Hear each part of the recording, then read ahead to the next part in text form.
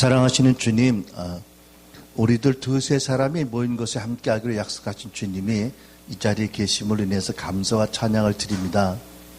우리가 주님의 발에 예배하며 키스하며 우리가 주님의 제자로서 주님의 구원받은 백성으로 우리 주님을 높여드리기 원하고 우리 주님이 이 땅에 오신 목적을 승계해서 우리가 살아가기를 간절히 소원합니다. 이 시간에 주의 성령으로 말미암아 우리에게 빛과 진리와 은혜와 사랑과 또 생명을 부어주시고 부활의 능력을 부어주시길 간절히 원합니다. 우리가 마땅히 어떻게 믿고 어떻게 행해야 될지를 가르쳐 주시옵소서. 이 시간에 성령 계속해서 기름 부으시고 이 자리에 당신의 뜻이 온전히 이루어지도록 역사해 주시기 원합니다. 예수님 이름으로 기도합니다. 아멘. 여러분, 하나님의 나라를 세우기 위한 예수님의 사역들을 보겠습니다.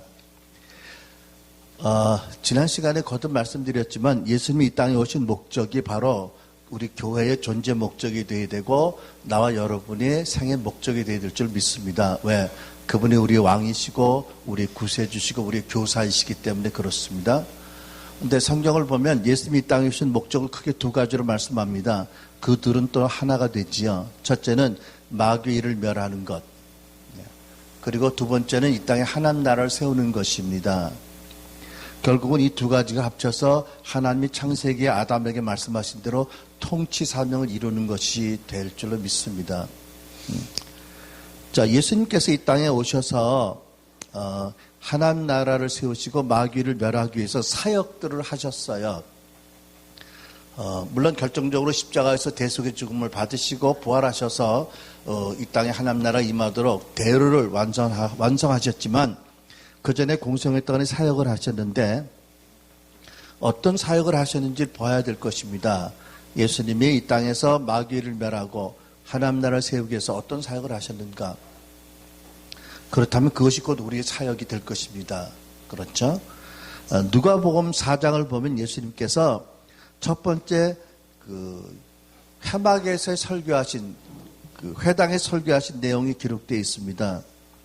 누가복음 4장 16절에 보니까 예수께서 자기 규례대로 안식일에 회당에 들어가사 성경을 읽으려고 서심해 선지자 이사야 글을 드리거늘 곧 책을 펴서 이렇게 기록한 데를 찾으시니 곧 18절 19절 같이 읽습니다. 시작. 주의 성령이 내게 임하셨으니 이는 가난한 자에게 복음을 전하게 하시려고 내게 기름을 부으시고 나를 보내사 포로된 자에게 자유를 눈먼 자에게 다시 보게 함을 전파하며 눌린 자를 자유케 하고 주의 은혜의 해를 전파하게 하려 하심이라 하였더라. 아멘. 이사야서 말씀을 읽은 거지요.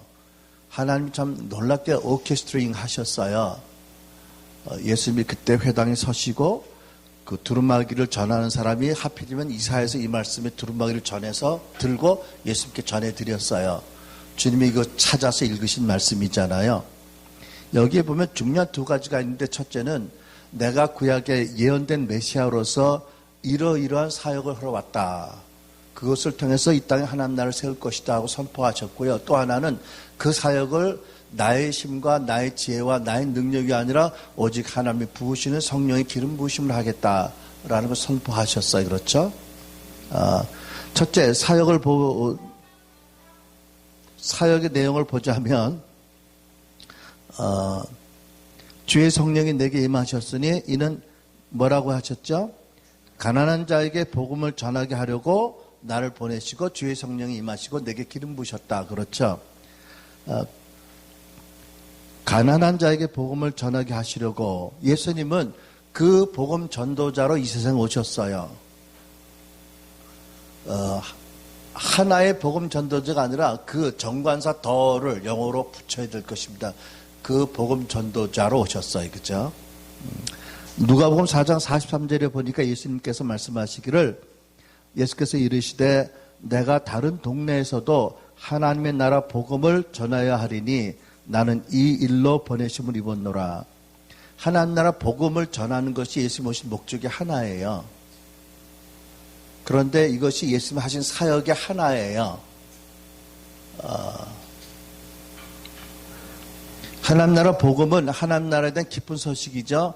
어느 누구도 자기의 행위나 종교적인 열심이나 노력과 자격으로 하나님 나라 들어갈 수 없고 오직 예수를 주와 구주로 믿고 고백해서 하나님 은혜로 하나님 나라에 들어갈 수 있다는 말씀이죠. 예수님이 이 땅에 그 복음 전도자로 오셔서 복음을 전하셨어요. 그죠? 두 번째, 18절에 보면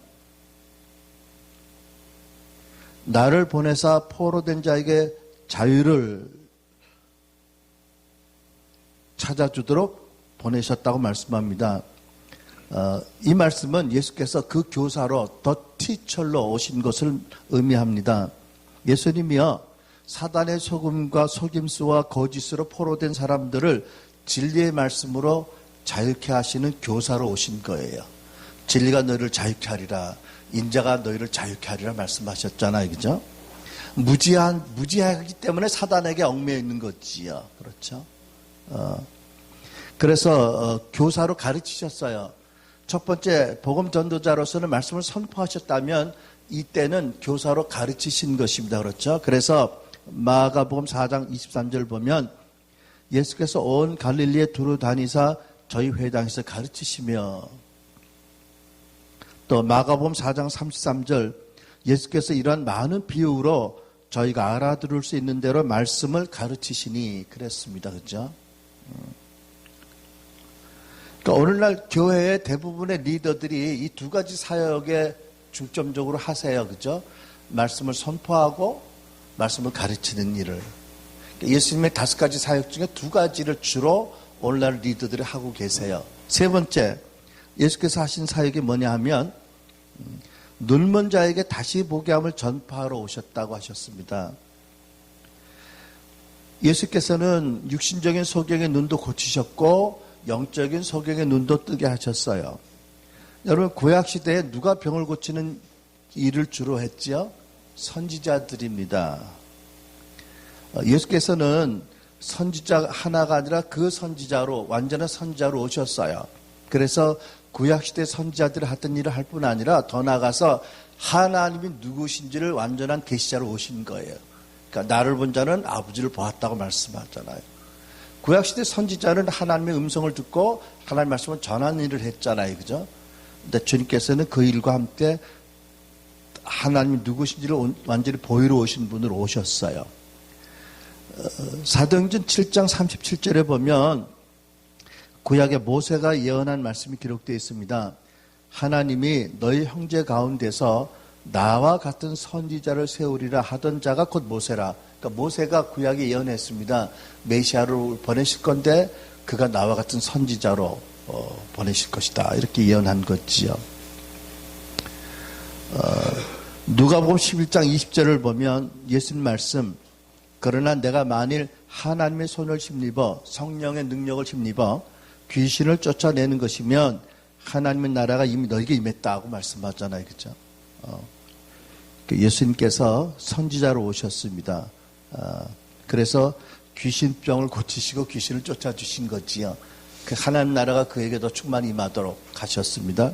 네 번째, 무슨 일을 하시러 오셨다고 그랬죠? 눌린 자를 자유하게 하고, 그죠?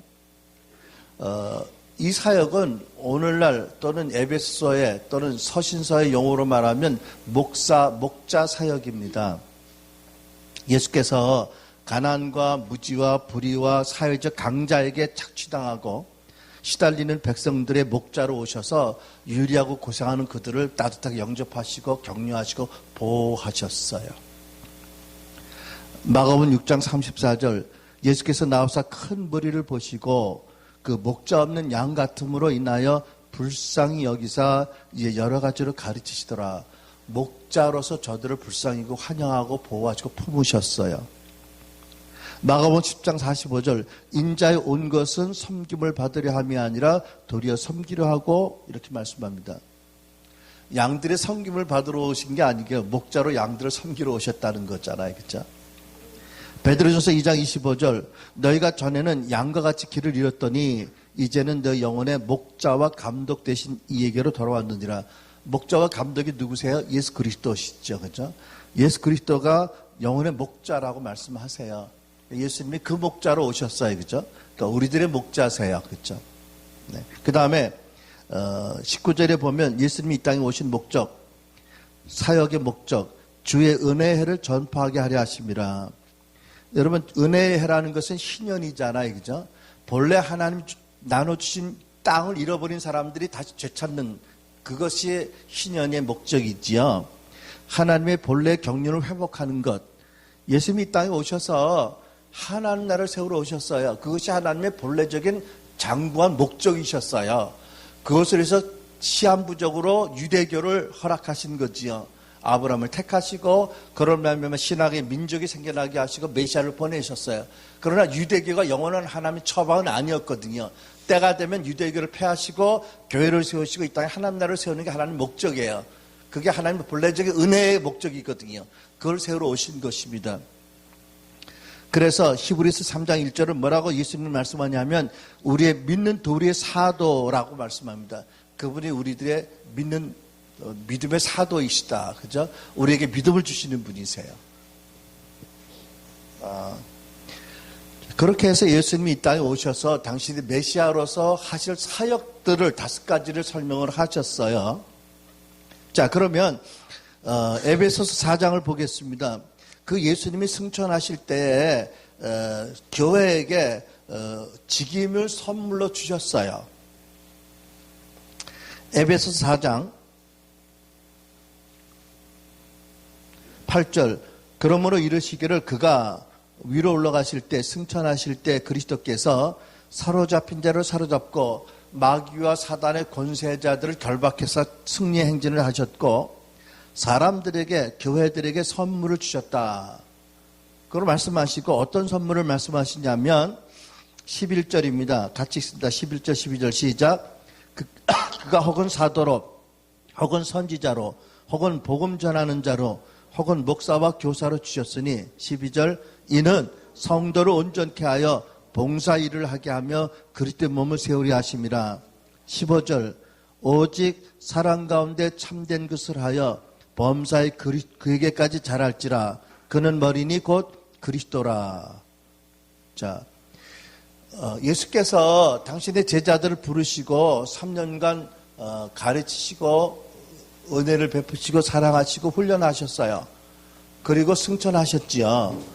그리고 이제 예수님이 승천해서 아버지 보좌 앞에 가셔서 당신의 보좌에 앉으시고 나서 이 땅에 성령이 오시고 교회가 시작되었죠. 교회에게 선물을 주셨다는 거죠. 어떤 선물이에요? 교회 구성원 중에 어떤 사람들에게 이런 직임은사를 맡기셨다는 거죠. 어떤 사람은 사도적인 직임은사를, 어떤 사람에게 선지자, 복음전도자, 목사, 교사라는 직임은사를 맡기셨어요.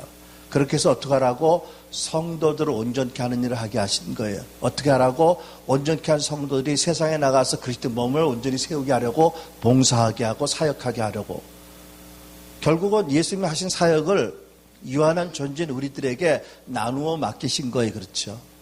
나누어 맡기신 거예요. 그래서 어떻게 하라고? 이 땅에 예수님 오신 목적을 계속 계승하라고. 어떻게? 마귀를 멸하고 하나님 나라를 세우는 것이. 그게 아버지의 간절한 소원이에요. 여러분 생각해 보세요. 하나님이 아담을 만드시고 모든 것을 다스리라고 하셨는데 불과 얼마 못 가서 마귀에게 시험에 들어 넘어지고 빼앗겼잖아. 그죠? 그리고 마귀가 이 세상 임금이 다스리고 있었어요. 그때 하나님이 아브라함에게 찾아가시고 사라에게 가셔서 그를 통해서 민족을 이루고 메시아를 보내셨잖아요. 그래서 오신 예수께서 이제 이 5가지 사역을 통해서 마귀를 멸하고 하나님 나라를 세우셨어요. 그리고 교회에게 5가지 직임을 주시고 그 직임자들이 성도 한 사람 한 사람을 온전케 해서 그들이 나가서 사역하고 봉사하고 하나님 나라가 그리스도 몸이 확장되게 하셨지요. 근데 유감스럽지만 생각해 보면 교회의 책임으로 말미암아 하나님의 열망을 오랫동안 잘 기쁘시게 못 해드린 것 같아요. 초대교회 300년 동안 진정한 부흥이 있었죠. 그죠? 그런데 어떻게 해서는 모르지만 에덴 동산에서 들어와서 아담을 미혹했던 사단이 종교 영으로 말미암아 캐톨릭 교회에게 동방 정교회에 들어가서 종교 흑암 기로 끌고 들어갔잖아요. 그죠? 1500년 동안이요. 정말 흑암기로 교회가 무너진 것은 끝난 것은 아니지만 정말 유명무실하게 되도록 교회적인 사명을 감당하지 못하도록 미혹했어요. 하나님께서 개혁자들을, 사도들을 세우시고 진리를 회복시키셨지요. 그게 종교 개혁이었어요. 그렇죠? 근데 개혁이 지금까지 완성된 건 아니거든요. 지금도 계속 개혁은 완성으로 향해 나가고 있어야 돼요. 그렇죠? 그러니까 개혁자들은요, 이신득이와 같은 오직 믿음으로 구원받는 중요한 진리를 회복했고요. 또 저들은 그때까지 라틴어로 기록된 성경을 번역해서 영어로, 또 인쇄술의 복음과 함께 말씀을 모든 성도들에게 나눴어요. 그리고 만민 제사장이라는 하나님의 교리를 선포했지요. 근데 지금까지 그 만민 제사장 교리가 실체화되었나요? 아니요. 많은 사람들의 그 마음속에는 교회에는 제사장들이 한 조금 있고 병신도들이 많아요. 그러잖아요. 그죠? 평신도라는 용어가 성경에 없어요. 성경은 다 성도들이 봉사와 사역을 해서 그리스도 몸을 자라게 하고 그리스도를 닮도록 너희들 다 왕 같은 제사장이라고 그러잖아요. 그죠? 그 평신도라는 용어는요, 이건 종교형이 가져온 거고요. 아직도 개혁이 안 됐다는 얘기잖아요. 그렇죠? 하나님이 점진적으로 끌고 가고 계시는 거지요. 그러니까 이 시대의 개혁은 뭐냐면 신학적인 개혁이 아니에요. 우리는 개혁자들의 개혁 신학 위에 서 있어요. 교리적인 개혁이 아니에요. 이 시대는 일부 사역자들이 가지고 있는 사역을 성도들에게 풀어주는 개혁인 거지요.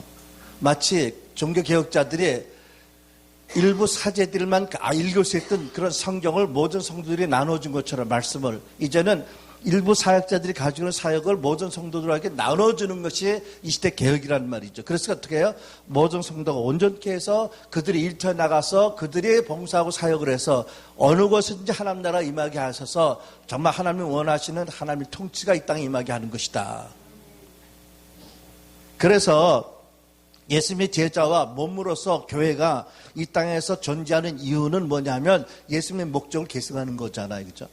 마귀를 멸하고 하나님 나라를 세우는 거예요. 그러니까 교회 사역이 어떤 것이 되어야 됩니까? 주로 이 5가지가 되어야 되는 거예요. 물론 예수님을 보면 늘 기도하시고 늘 예배하셨어요. 이건 기본이에요. 그죠? 라이프 스타일이에요. 지금 여기서 말하는 것은 교회 리더십의 직임 은사예요. 근데 이 사람이 사도든 선지자든 목사든 항상 키우지 말고 기도하고 항상 감사와 찬양으로 예배하는 것은 기본이에요. 그렇죠? 지금 무엇을 말하냐면 성도들을 훈련시켜서 그리스도의 신부와 군사로 되게 해서 이들로 하여금 봉사하게 하고 이들로 하여금 그리스도 몸을 자라게 하고 예수님 닮게 하는 데에 통치적 그러니까 교회의 탑 리더십의 은사를 얘기하는 거잖아요. 그렇죠? 여러분, 그 중보자나 또는 예배자가 교회 탑 리더들은 아니거든요. 그것은 뭐 열등해서가 아니라 부르심의 차이가 있고 은사의 차이가 있는 거예요. 그렇죠? 뭐 반응들이 좀 썰렁 것 같은데 중보자들이 참 우리가 사랑하는 사람들이고 참 하나님 나라 중요한 사람들이지만 그분들이 교회 탑 리더가 된다면 내가 보기에는 상상하기 어려운 일들이 많이 생길 수 있어요. 여러 가지. 또 예배자들이 예배자로서 탑 리더가 된다면 또 내가 보기에는 주님이 원하시는 교회로서 기능을 온전히 하는 데에는 아마 제한이 있을 수 있을 거예요. 다른 기름 부심이 필요해요. 그렇죠? 이 오중사역도 마찬가지입니다. 오중사역이 한 가지의 기름 부으심으로 교회 탑 리더로서 그 기름 부으심으로 교회를 끌어간다면 교회는 약간 기형적인 교회가 될 수 있어요. 그러니까 뭐 이런 얘기하면 어떨지 몰라도 론사카라는 분이 있었잖아요. 그죠? 한국에 자주 왔었어요. 박덕훈 목사하고 친한 줄 아는데 이분이 언젠가 우리 최한 목사를 만나서 교회 초청을 했어요. 왜 그러냐면 이분이 선지자잖아요. 근데 일본에서 교회를 하는데 자꾸 어려움이 많은 거예요. 자꾸 의도대로 교회가 잘 안 되고. 그러니까 사도적인 통찰이 필요하다고 초청을 한 거예요. 그 아들이 그땐 담임 목사였다는데 가서 보니까 정말 필요하더래요. 그러니까 아무리 하나님 음성을 전략적으로 잘 들어도 선지자는 선지자고 사도는 사도예요. 그죠? 둘이 함께 일을 할 필요가 있는 거예요. 탑 리더로서. 어쨌든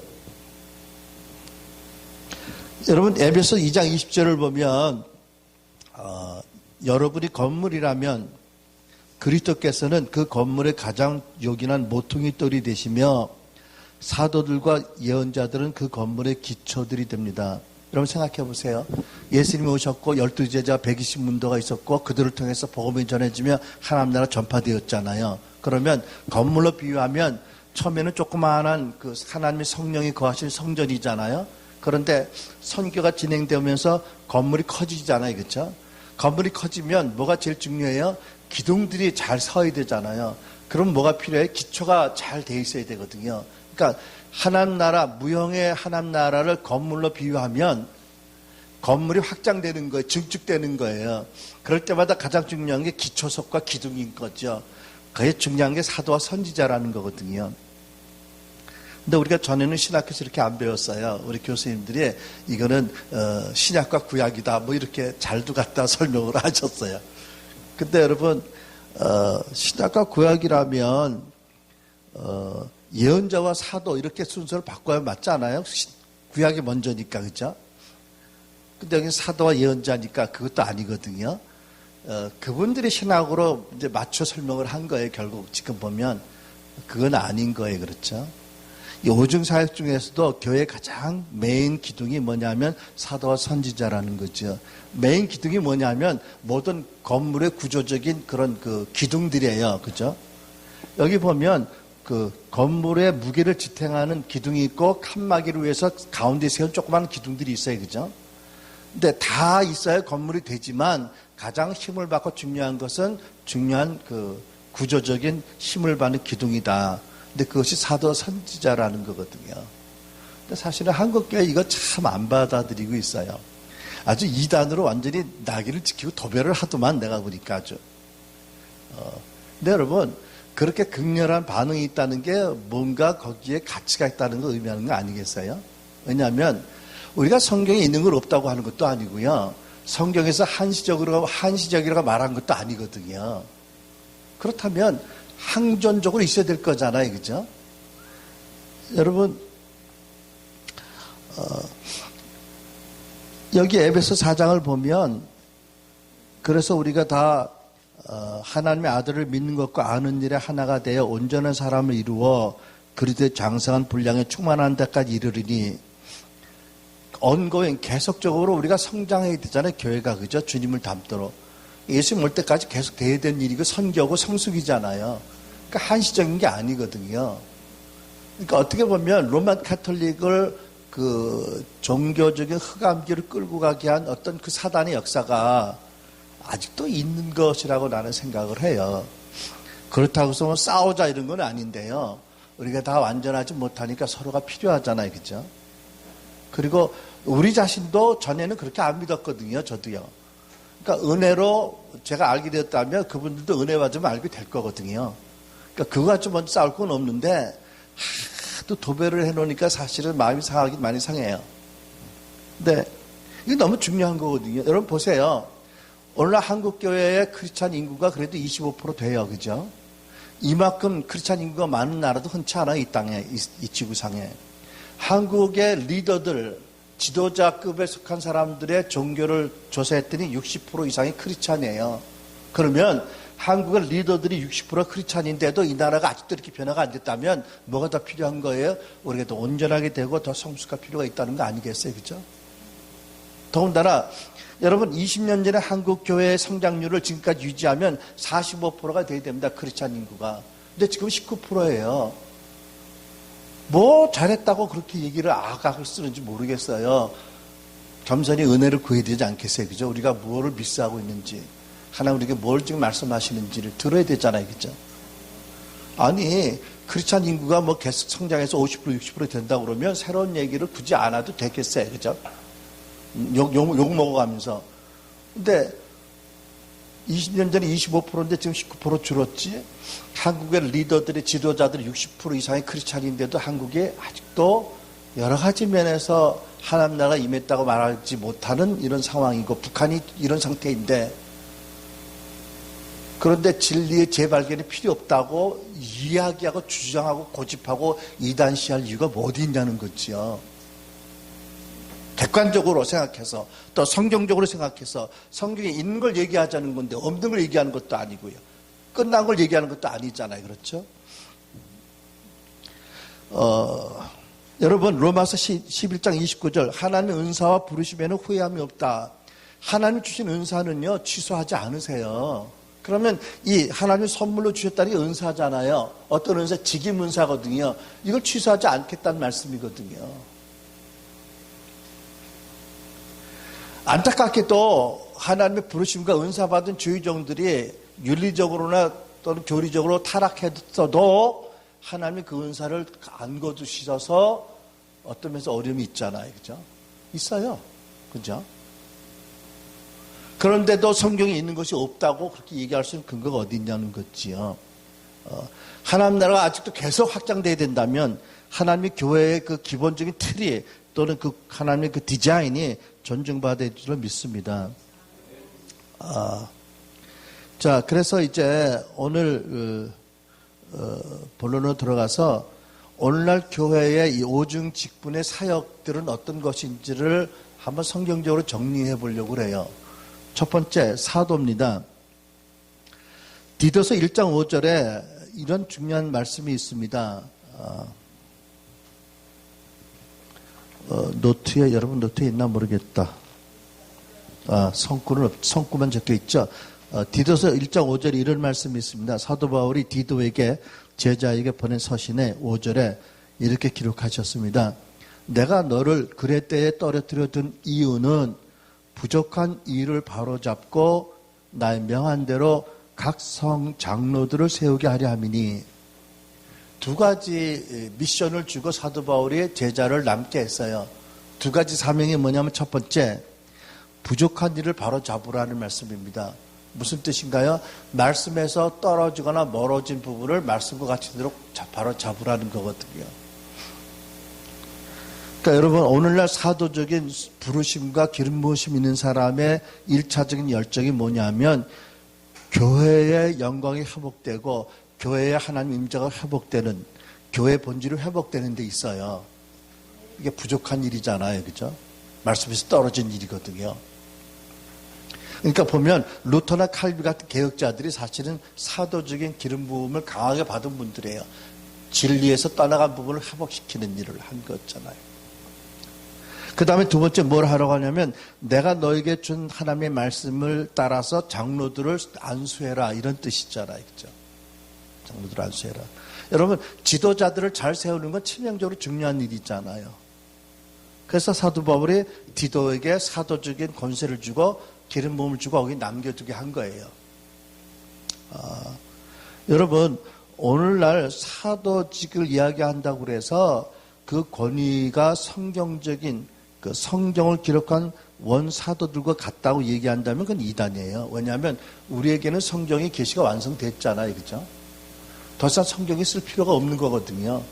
그러니까는 오늘날 사도적인 은사를 말한다고 그래서 성경적인 권위와 같은 계시를 또 다른 계시를 말한다. 이거는 있을 수 없고 이건 이단인 거예요. 그렇죠? 그렇지만 이 디도스에 있는 말씀처럼 말씀에서 벗어나고 떨어진 걸 바로잡는 것 그리고 장로들, 목사들을 바로 세우는 것 이것이 사도적인 중요한 1차적인 사명이라면 이건 당연히 건강하고 필요한 거 아니겠어요? 지금도요. 제가 보기에는요 오늘날도 이런 사도적인 기름 부음 받은 분들이 많이 있어요. 뭐 장로교로 말하면 총회장님들, 뭐 노회장님들 그죠? 감리교로 말하면 감독들이나 또 이런 그런 지역의 리더들이 있잖아, 그죠? 성공회로 말하면 주교들 이런 분들이 있잖아요.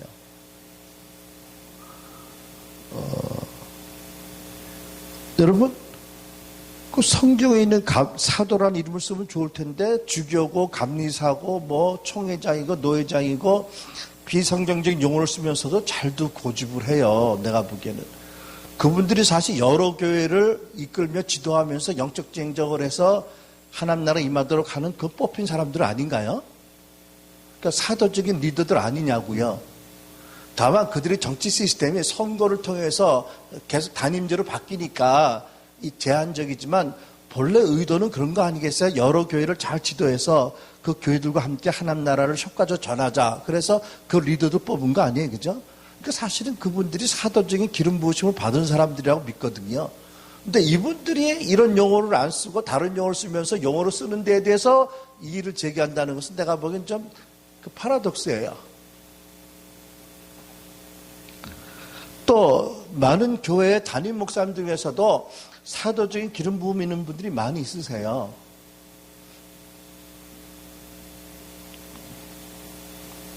근데 여러분 어떤 이유로 안 쓰는지 몰라도 우리가 믿기는 성경적인 용어를 쓰면 더 성경적인 권위가 있고 그러므로 더 하나님 나라를 잘 섬길 수 있지 않겠어요? 그게 기본 우리의 믿음이 아닌가요? 그렇죠? 네. 그러니까 사도라는 그 단어는 보냄받은 자라는 거잖아요. 그죠? 예수 그리스도로 말미암아 보냄받은 자들이에요. 어떤 지역에 하나님 나라를 세우도록 여러 목회자들과 더불어 리더십을 발휘해서 그렇게 보냄받은 자라는 뜻이거든요.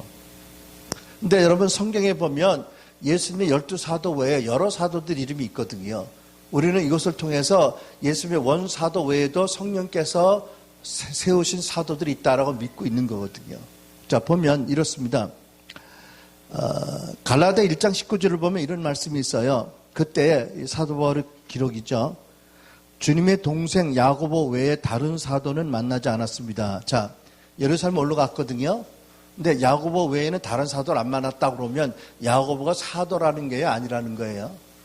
사도라는 거잖아요.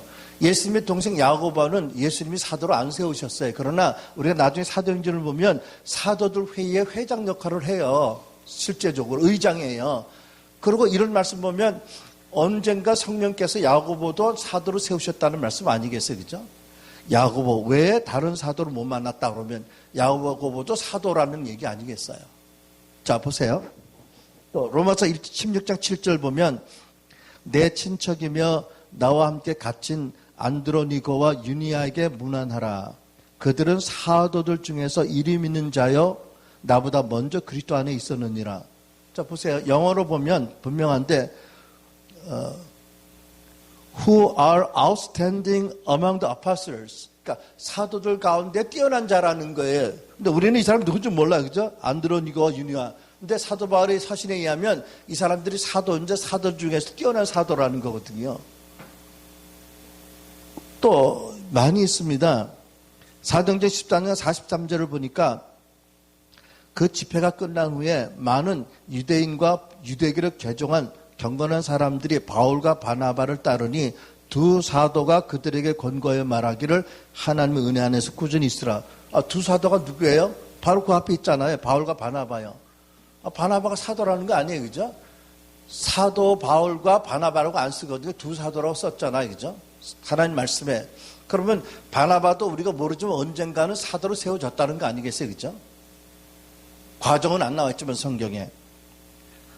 데살로니가전서 2장 7절, 6절도 그렇습니다만 우리가 그리스도의 사도들로서 능히 짐을 지울 수 있었지만 여기 우리예요. 그렇다면 데살로니가전서 2장 6절과 7절에 우리라고 한다면 그 앞에 1장 1절을 보면 누구예요? 바울도 있고 실로아노도 있고 디모데도 있거든요. 그러면 단수가 아니라 우리가 사도로서라고 하면 이 세 사람이 사도라는 거 아니겠어요? 그죠? 바울만 사도가 아닌 거예요. 나중에 디모데도 사도로 세워졌다는 거거든요. 아마 사도 바울이 세웠겠죠. 하나님의 음성을 듣고요. 디모데를. 이렇게 보면 우리가 아는 대로 예수님이 12사도 외에도 성경에는 많은 사도들이 있어요. 왜? 그들이 교회의 두 기둥들이 돼야 되거든요. 사도와 선지자들이. 교회가 계속 선교를 하면 증축되니까. 그러니까 용어는 바뀌지만 오늘날도 이 기둥 같은 그런 그 지역마다 조회종들이 있는 거지요. 사도적인 기름 부음 받은 사람들이요.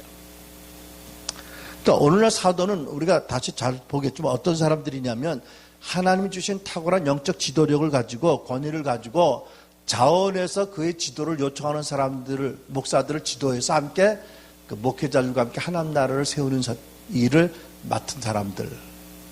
사도라고 하는 거예요. 그러니까 똑같아요. 주교나 뭐 노회장이나 총회장이나 감독이 바로 그런 거예요. 그런 사명 받은 사람들이에요.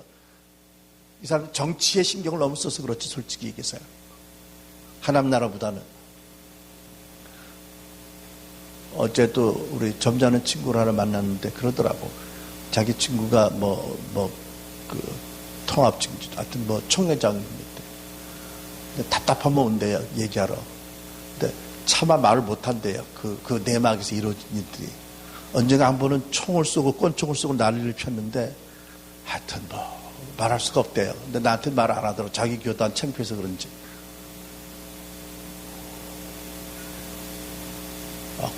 그러니까 이런 얘기를 안 듣는지 모르지만, 하나님 나라를 위해서 교회가 존재하잖아요. 그죠? 예수님의 몸으로서, 제자로서.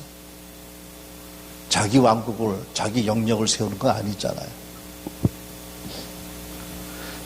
그러니까 오늘날의 사도들은 하나님의 소명, 부르심과 은사와 능력과 권위를 받아서 하나님 나라의 질서 안에서 목사님들과 각 교회들과 사역자 개인들을 세워주고 또 개교회를 많이 개척을 하고 교회들을 감독하고 지도하고 이끌어서 하나님 나라가 크게 확장되도록 부름받은 자들이다. 그렇게 정리를 합니다.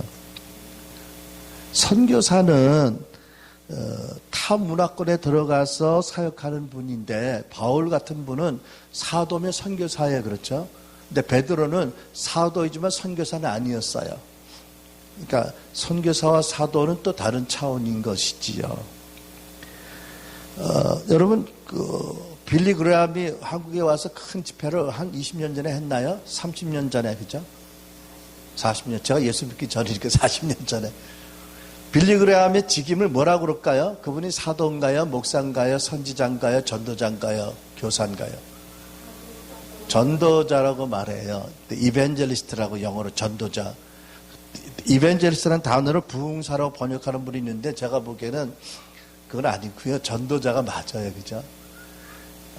빌리 그레함 같은 분은 목회를 안 하잖아. 개교의 목회를. 그분은 전도자예요. 그죠?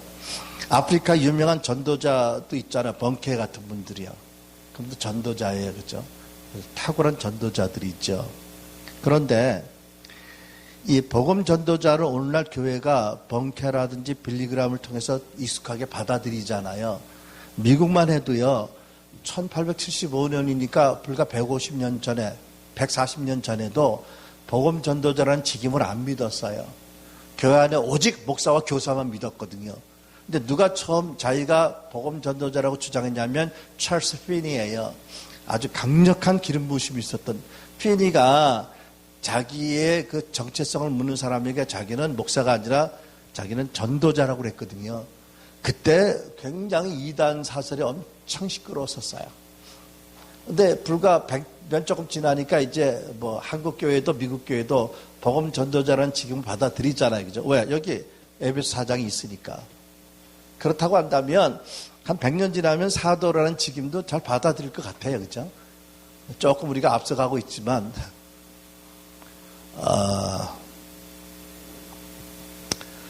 여러분 제가 왜 이 사도직에 대해서 물론 저는 성경적으로 믿기 때문에 또 교회를 위해서 교회를 보면서 실용적인 필요성을 절감하니까 주장하는데 오늘날 그 비즈니스 미션이라든지 바움이라든지 일터 사역이 많이 이야기하고 있잖아요. 그렇죠?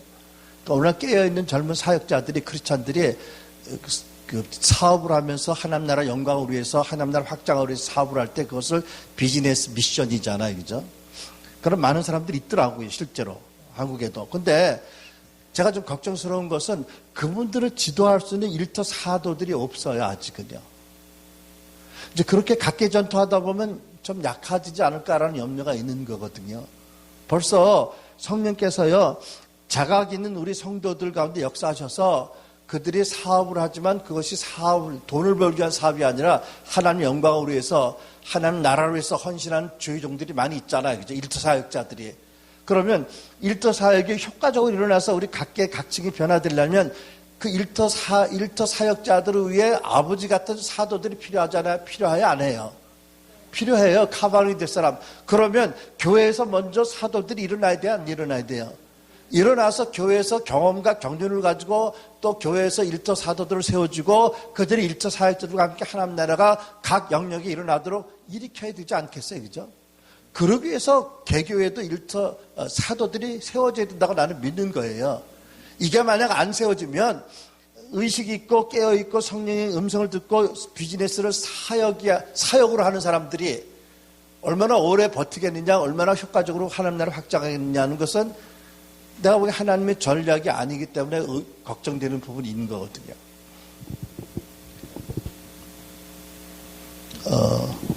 여러분, 크리스찬 중에서 대기업의 회장들도 있고 이렇잖아요. 그죠? 그분의 영향력 아닌 사람도 수만 명이고 수십만 명일 수 있어요. 사실은 그들이 일터 사도의 기름 부음과 부르심이 있는 사람들이거든요. 그런데 그분이 속한 교회 담임 목사님이 오직 목회적인 파라다임을 가지고 있다면 사실 그 둘의 관계도 사실은 좀 어려움이 있을 수 있는 거예요. 순수하게 목회적인 파라다임을 가지고 있고 이미 일터에서 하나님의 사도적인 기름 부으심 가지고 일하는 그 장로님이든지 안수장이 있다고 한다면 정말 하나의 팀이 되려면 이 담임 목사님에게도 자기에게 있는 사도적인 기름 부으심을 발견하고 그것을 받아들여서 그래서 함께 협력적인 차원으로 이렇게 나가야 되지 않겠어요? 그렇죠? 그렇게 안 되면요, 일터 사도적인 기름 부음 받은 그런 기업인들이, 크리스찬 기업인들이 영적으로 취약할 수 있어요. 왜? 카바렉이 충분하지 않아요. 그러니까 하나님 나라 확장으로 해서 굉장히 중요한 이게 포석이거든요. 제가 보기에는요.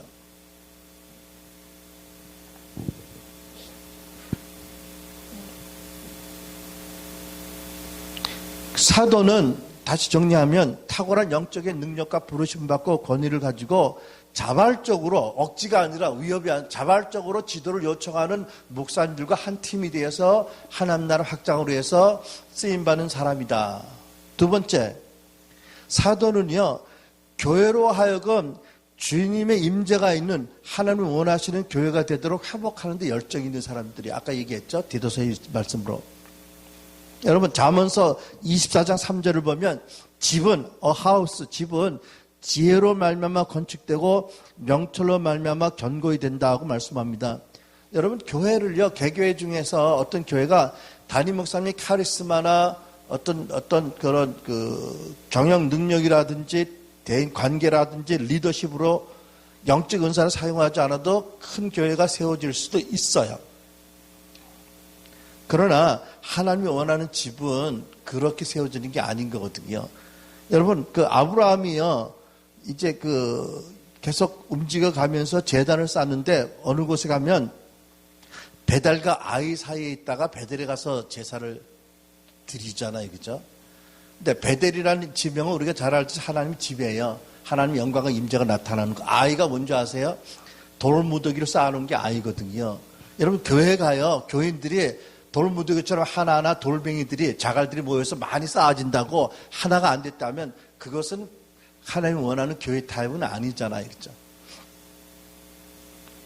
근데 사도들에게는 하나님의 교회가 하나님의 영광이 있고 하나님의 설계대로 말씀대로 되어지도록 회복하게 하는 열정이 있어요.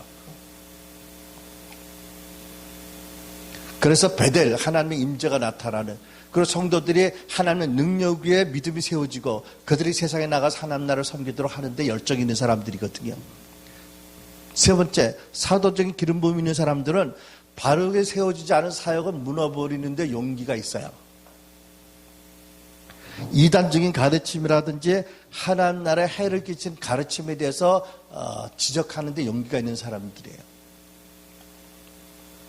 여러분, 우리가 사도 바울의 서신을 보면 잘 알잖아요. 그죠? 사도 바울이 얼마나 엄격하게 꾸짖고 있어요. 그죠? 왜? 복음의 진리를 수호하기 위해서, 하나님 주신 그 사명을 감당하기 위해서. 때로는 어머니같이 유순하지만 때로는 아주 엄격하잖아요. 그렇죠? 근데 여러분, 목사님들은요, 참 유순하고 어머니 같은 분들이 많으세요. 근데 어머니같이 유순해가지고만 해서는 하나님의 집을 지어가기는 좀 힘들거든요. 그렇죠? 우리 집에서도 엄마가 있고 아빠가 있잖아요. 그죠? 역할 분담이 있어야 되잖아요. 그렇죠?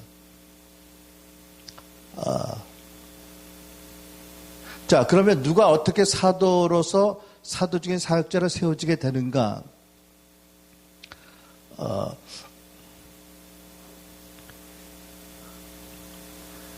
제가 근래에 그 사도적인 운동을 이렇게 보면서 가까이서 보면서 뭘 보냐면 먼저 교사와 전도자와 목사는 교회 안에 있었어요. 그죠? 계속 유력한 사역으로.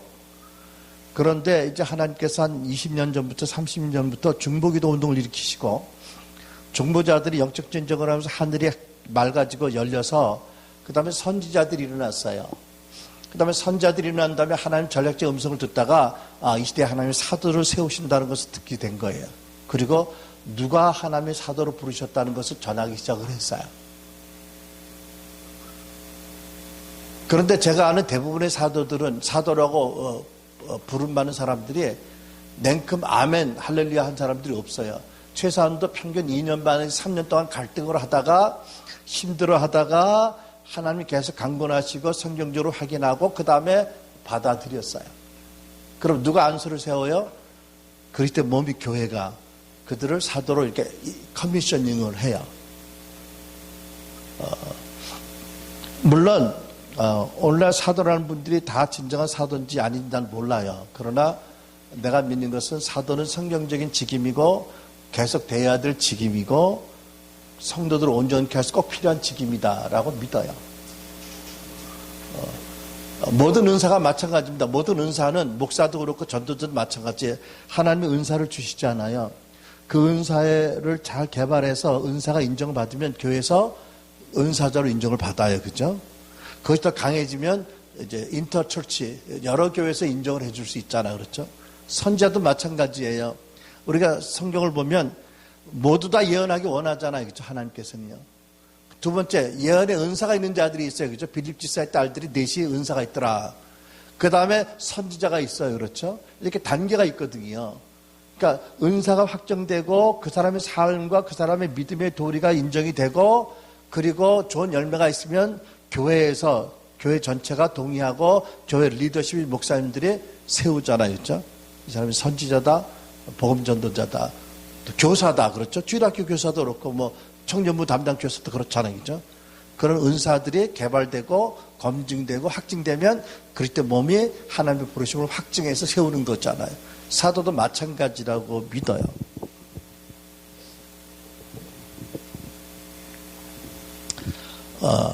근데 이제 또 한 가지는 그 사도의 권위에 대해서 우리가 좀 이해할 것이 뭐냐면 교회가 우리 한국교회는 미국교회 선교사님들이 들어와서 이제 복음을 전하시고 교회가 세워졌기 때문에 굉장히 미국적인 그런 신학과 미국적인 교회 전통을 많이 받아들였는데 미국 교회가 영국의 청교도들이 이민을 와서 미국이 독립하고 이제 미국 교회가 세워졌잖아요, 그죠?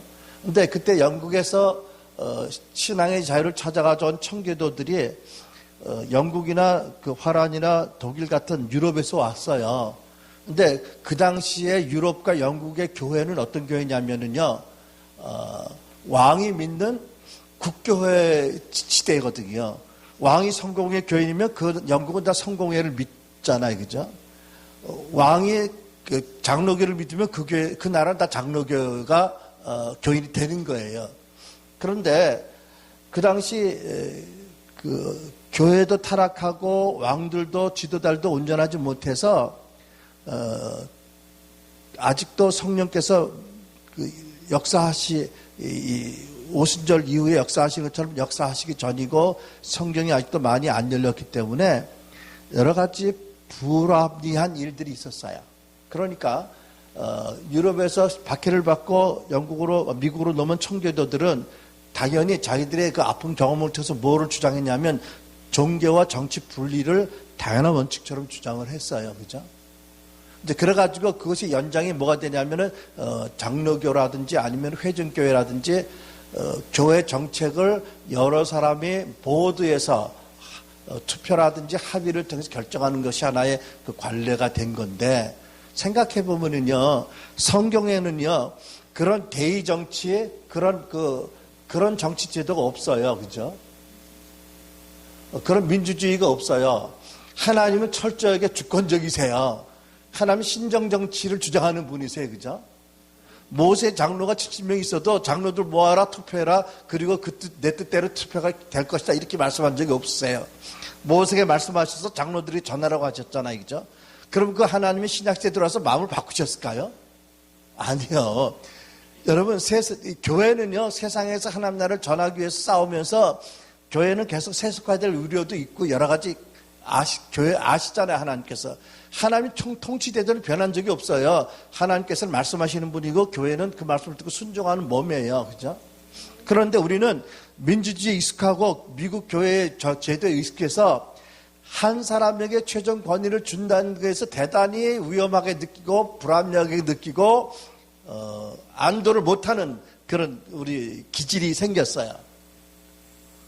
그러니까 사실은 또 어떻게 보면 그동안에 교회 탑리더들이 사도라는 용어를 쓰든 안 쓰든 전횡을 많이 했기 때문에 어떻게 보면 그러니까 성도들에게 상처가 많이 있어서 그럴지 모르겠지만 교회는요 원래 하나님 뜻대로 기록된 말씀과 성령의 다스림 가운데 나가야 되지 모여서 보드에서 회의하고 투표하는 건 아니거든요. 나는 회의를 할 수 있다고 봐요. 근데 회의를 하되 교회는 반드시 마지막에 투표를 결정하는 게 아니라 듣는 기도를 통해서 하나님 뭐라고 말씀을 듣고 합의해서 나가야 되거든요. 근데 하나님 성을 잘 못 듣든지 안 듣든지 투표해서 나가면 교회는 항상 문제가 있게 돼 있어요.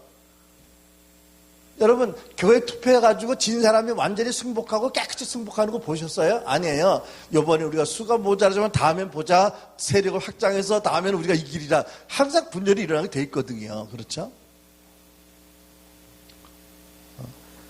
여러분 사도행전 15장 19절에 보면 야고보 사도가 이렇게 말합니다. 사도들이 모여서 회의를 하잖아요. 그죠? 공회를 하는데 이러고 저러고 사도들이 다 얘기하는데 맨 마지막 이렇게 야고보 사도가 말합니다. 그러므로 내 의견에는 이렇게 하는 것이 가하니 이렇게 말합니다. 그러니까 권위를 행사를 하는 거예요. 자기에게 주신 하나님의 감동과 자기가 알고 있는 말씀의 지식 가운데서 하나님 뜻이 이렇다라고 확증하면 다 자유롭게 얘기하게 하지만 마지막으로 사도적인 권위를 딱 결론을 내는 거거든요. 그래서 이방인들에게 뭐 할례를 요구하는 것은 안 된다. 뭐 이렇게 결론을 내잖아요. 그죠? 굉장히 유익한 결론이었거든요.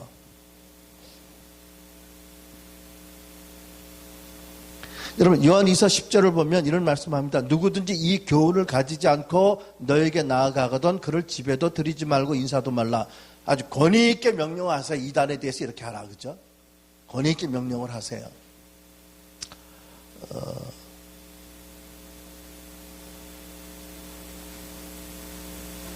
그래서 우리는 그 예부대에서는 예부대 나왔으니까 좀 한 가지 얘기하고 넘어갈게요. 예수님이 세수를 세부대 부으신다고 그러잖아요. 그죠?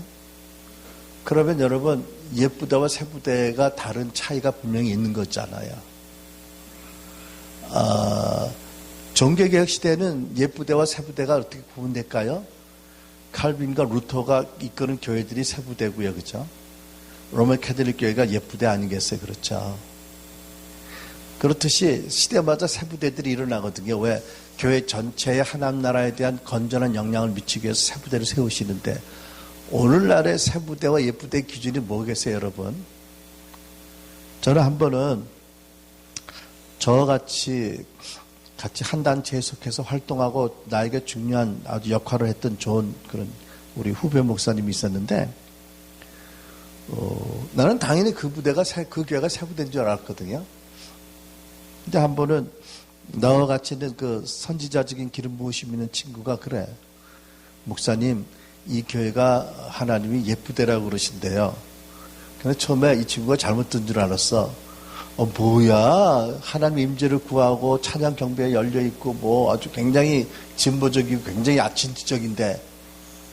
제가 굉장히 좀 그것 때문에 많이 좀 생각을 했거든요. 근데 제가 결론이 이것이었습니다. 그분이 들은 음성이 맞는 것이라고 믿어요. 그 교회가 예부대. 왜 예부대냐? 예배, 개혁도 있고, 뭐, 찬양 경배도 있고, 예언도 있고 다 있는데, 그 목사님에게 성도 한 사람 한 사람을 온전케 해서 사역자로 세우자는 마인드가 없었어요. 그러니까 제 결론은 오늘날 예쁘대는 뭐냐면 에베소 4장 12절을 받아들이냐 안 받아들이냐 차이예요. 은사가 있고 없느냐, 찬양 전부가 있고 없느냐가 아니에요. 성도 한 사람 한 사람 온전하게 해서 이들이 사역을 해서 이들이 일터 사역을 하고 이들이 부르심을 감당해서 이들이 하나님 나라의 일을 하게 하고 그리스도 몸에 자라게 하는데 딱 포인트를 잡혀 있느냐, 목회적인 포인트가 이것이 기준인 거예요. 그러니까 여러분 오늘 얼마나 많은 그 큰 교회에서 얼마나 많이 주님을 사랑하고 헌신되고 좋은 자원들이 많이 있는지 몰라요. 근데 그 교회가 성도 한 사람 한 사람 사역자를 세워서 그들이 세상에 나가서 사역하도록 서포트해주고 도와주고 이럴 마음이 없다면 그 교회는요 뭐 어떤 최첨단의 교육을 하고 무슨 상관없이요. 제가 보면 예쁘대요. 하나님 성령을 안 부으세요. 터지니까요.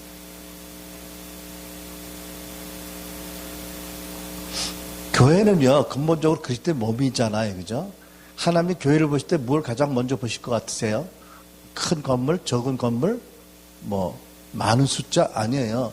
이 교회가 얼마나 하나님 음성을 듣고 순종하느냐 그것부터 보세요. 그게 몸이냐 아니냐 결정되잖아요. 그죠? 아무리 종교적인 옷을 잘 입고 있어도 뭐예요?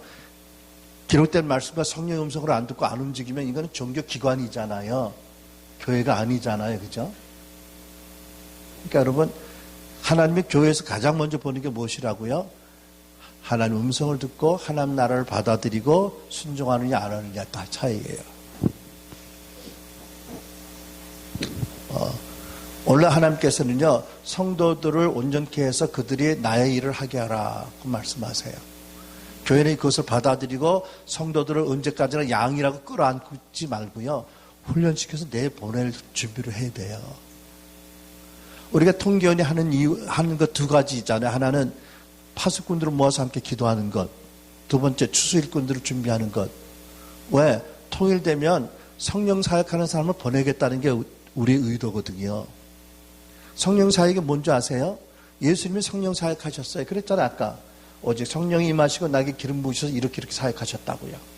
복음을 전하고 복음을 가르치고 선지자로서 병도 고치고 되어질 일을 말씀하고 하나님을 보이시고 그 목사로서 양들을 품고 격려하시고 그리고 전도자로 그리고 사도로서 교회 회복을 하게 하시고 하나님 은혜를 은혜를 회복하는 일을 하신다. 이게 5가지 사역이잖아요. 그거를 계승해서 성령을 환영하고 성령의 기름 부으심과 은사들을 환영하고 성도들을 훈련해서 우리 교회에서 주어진 직분만 감당할 뿐 아니라 일주일에 엿새 동안 세상에 나가 있는데 그동안에 거기서 소금과 빛이고 거기서 정말 사역자가 되게 하는 마인드를 가지고 내보내려고 하는 그런 교회 또 그런 추수꾼들을 하는 것이 우리 목적이거든요. 이게 오늘날 세부대예요. 아마 10년, 20년이 또 바뀔지 몰라요. 어떤 진리를 하나님 또 이렇게 회복시키셔서 지금은 그런 거예요.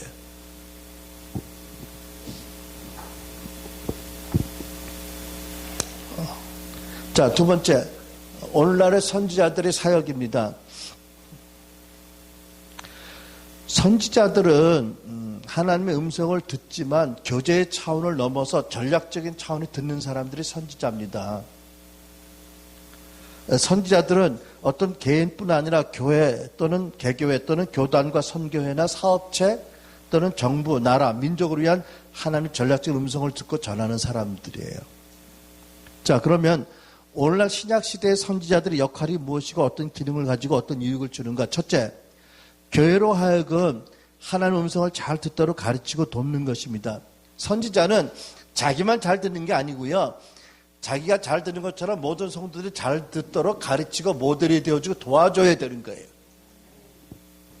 왜냐하면 내가 내 음성을 듣고 오라고 주님이 원하시잖아요. 그죠? 옛날 어떤 일부 장인들처럼 자기만 비밀을 가지고 자기가 죽으면 그 비밀을 가지고 다 같이 주고 이거는 하나님 나라 아니에요. 그죠? 자기 후배들이 더 잘 들어서 자기보다 높아지더라도 그걸 기뻐하는 게 신약시대 선지자의 정신이 있잖아요. 그죠? 그 다음에 두 번째, 말세에 식어진 사랑을 회복하게 하는 것이 선지자의 사명입니다. 여러분, 교회 머리인 예수님의 마음을 알고 예수님의 마음처럼 하나님을 뜨겁게 사랑하게 하는 게 선지자의 할 역할인 거거든요. 그리고 세 번째, 교회가 불신앙과 지루함에 빠지지 않고 재림을 준비하게 한다. 이게 선지자들의 역할입니다. 그렇죠? 여러분, 사도행전 11장 27절을 보면 아거보 선지자가 있어요.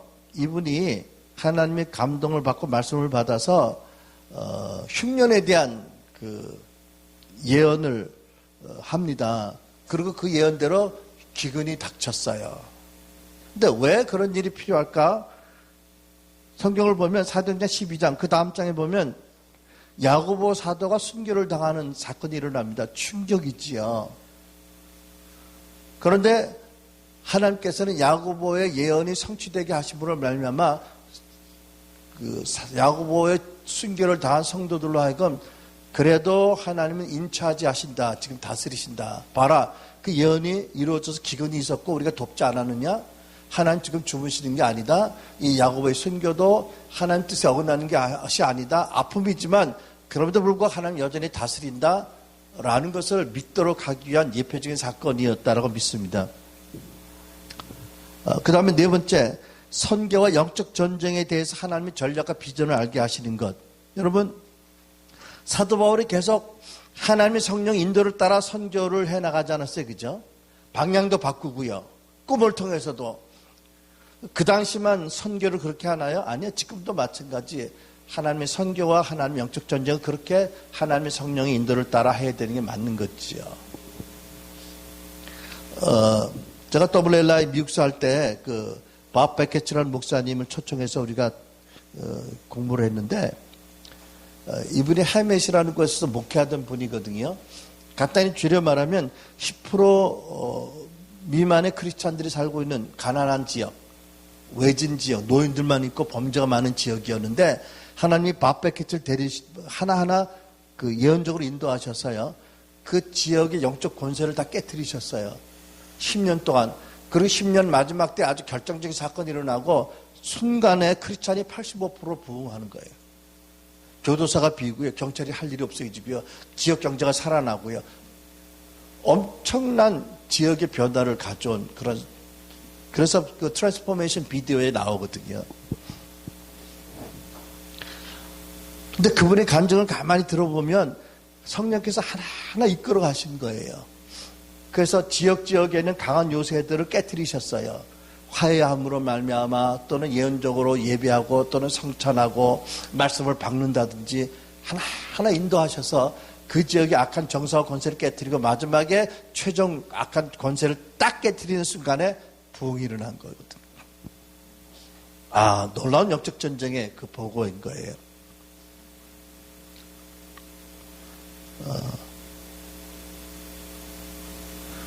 그 와그너 박사님이 그러더라고요. 당신이 백겟 같은 분들을 이제 당신의 그 강의에 초청해서 학생들에게 영적 전쟁 강의도 듣게 하고 그 교회도 신방 가서 직접 그 교회 현장도 보게 하고 그리고 영적 전쟁에 대해서 가르쳤는데 그때 한국 목사님들이 유학생들이 많이 있었잖아요. 굉장히 흥분을 한 거예요, 이분들이. 한국 가가지고 영적 전쟁의 원리를 따라 영적 전쟁하고 한국을 뒤집겠다고. 근데 이 사람들이 한국 들어간 다음에 5년 있어도 10년 있어도 변화가 없거든요. 그래서 이분이 낙심을 했었어요. 한국은 더 이상 너무 전통적이어서 교회가 소망이 없구나. 한국 성장이 끝이 났구나. 그랬던 거거든요. 근데 이제 다시 오시게 된 계기가 있었지만 어쨌든 나중에 그러더라고. 왜 그런가 봤더니 이랬대. 이제 젊은 목사들이 새로운 신령한 것을 배우고 하나님 나라를 배우고 아주 그냥 의기충천해서 한국 갔는데 가가지고 목사님에게 목사님 우리가 예언적인 중보도 하고 영적 전쟁 하자고 그러는데 목사님들 한결같이 뭐라는 줄 아세요? 입 닥치고 새벽 기도는 열심히 해. 그 바람에 그냥 착 납작 엎드려가지고 그러니까 배운 것을 적용도 못하고 그냥 조직 가운데 들어가서 근데 세월이 흐르면 동화되잖아요, 그죠? 그래가지고 굉장히 그분이 낙심을 했었다고 그러더라고요. 아무튼 하나님 나라가 다양한 하나님의 성령의 음성을 듣고 순종함으로 확장이 되잖아요. 그죠? 회복돼야 되는 거예요. 선지자적인 사역이 회복돼야 돼요. 그래서요. 또 한 가지는 교회가 잘못 알고 있는 교리, 성경적인 교리를 깨우치는 데에 선지자 사역이 필요합니다. 여러분 사도행전 10장을 보면 그 베드로가 고넬료 집에 가기 전에 굉장히 힘들어했기 때문에 하나님께서요 하늘에서 광주리기가 내려오는 환상을 보게 하신 거거든요. 그리고 잡아먹어라 해서 잡아먹기를 결단한 다음에 고넬료가 보낸 사람들이 오고 그래서 가잖아요. 그죠? 가가지고 이방인에게 복음 전할 때 성령이 임하시잖아요. 왜 하나님 그런 예언적인 환상을 보게 하셨을까요? 베드로는요 예수께서 너희는 가서 모든 민족으로 내 제자 삼으라는 말씀을 바로 앞에서 들었거든요. 들었음에도 불구하고요 예루살렘에서 부흥이 좋다고 아는가 하셨어요. 그잖아요. 그러니까 나중에는 그냥 야고보 순교를 통해서 불똥을 튀겨서 막 퍼뜨렸잖아요. 그죠? 그러니까 그런 어떤 체질을 가진 사람이기 때문에 파라다임이 그래서 이방인에게 안 갈 사람을 알기 때문에 하나님께서 그 환상을 보게 하신 거거든요. 그래서 분명히 예수님의 명령을 들었음에도 불구하고 자기가 가지고 있는 문화적인 어떤 선의가 강해서 복종하지 않기 때문에 않을 걸 아시니까 예언적 환상을 쓰신 것처럼 오늘도 마찬가지인 거예요. 교회가 가지고 있는 전통이 있잖아요. 그죠? 전통적인 이해가 있어요. 예수님께서 그러시잖아요. 바리새인들에게 너희가 전통으로 하나님의 말씀을 막는다고. 오늘날도 똑같아요. 좀 차이가 있지만 오늘날도 우리가 가지고 있는 전통적인 사고방식의 말씀을 막고 있어요. 많이요. 예를 들면 이렇잖아요. 너희에게 맡겨진 양무리를 주관하지 말라. 그러니까 do not lord over, 영어로 컨트롤이라는 단어를 쓰거든요. 그럼 어떡하라고? 목회자들이 교인들을 주관하지 말고 본이 되어서 무슨 본? 예수를 사랑하고 성령 음성을 듣고 말씀을 따라 사는 본이 되어서 성도들이 그렇게 하게 하라는 거잖아요. 그런데 그렇게 하는 교회들이 얼마나 있는지 모르겠어요. 있으면 나도 갖게 가르쳐 주세요. 내가 보기에는 전통이에요. 유교적인 어떤 전통, 권위적인 전통이요. 이런 말씀을 맡고 있거든요. 아직도 우리 많이 있어요. 그죠? 보세요. 이 오중사역을 반대하는 게 뭔지 아세요? 유교적인 어떤 그런 문화 배경에 깔려있는 전통이에요. 권위주의적인 전통이거든요. 우리들이 지금 가지고 있는 권위를 무너뜨리는 것 같이 생각돼서 그렇게 반대하는 거거든요. 제가 보기에는. 신학적인 문제가 아닌 거예요. 이건 감정적인 문제고 전통적인 사고의 문제예요. 그러니까 제가 보기에는 네.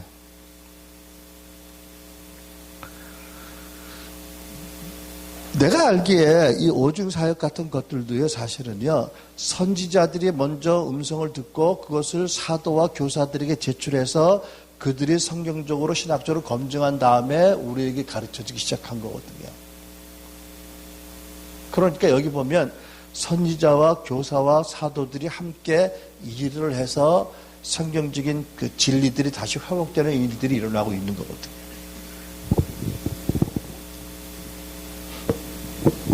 그 다음에 중요한 것은 뭐냐면 오늘날 선지자들의 그 기능 가운데 하나는 예언적 중보 운동의 리더들입니다. 여러분, 예언적 중보 기도라는 것은 하나님의 마음에 있는, 하나님의 원하시는 내용의 기도를 하게 하심으로 하나님 응답하시는 거잖아요. 그죠? 그 예언적인 그 중보기도 리더가 누구예요? 다 선지자적인 기름 부심이 있는 사람들인 거예요. 그러니까 중보자는 다 예언적인 은사가 있어요. 예언적인 은사가 있다고 다 중보자는 아니지만요.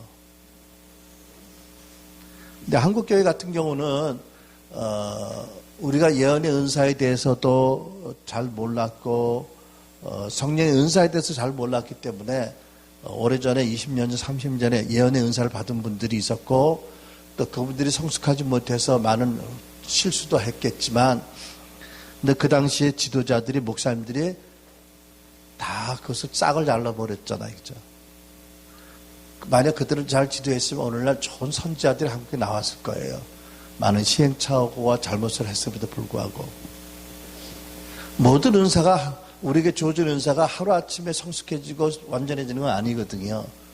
다 계속 시도하고 실패하고 잘못하고 회개하고 배우고 낮아지고 깨어지고 하면서 만들어져 가는 거잖아요. 그러니까 오늘 한국교회 사실은 사도적인 리더십이 많이 있다니까요. 뭐 노회장, 총회장, 주교 뭐 이런 분들이 감독.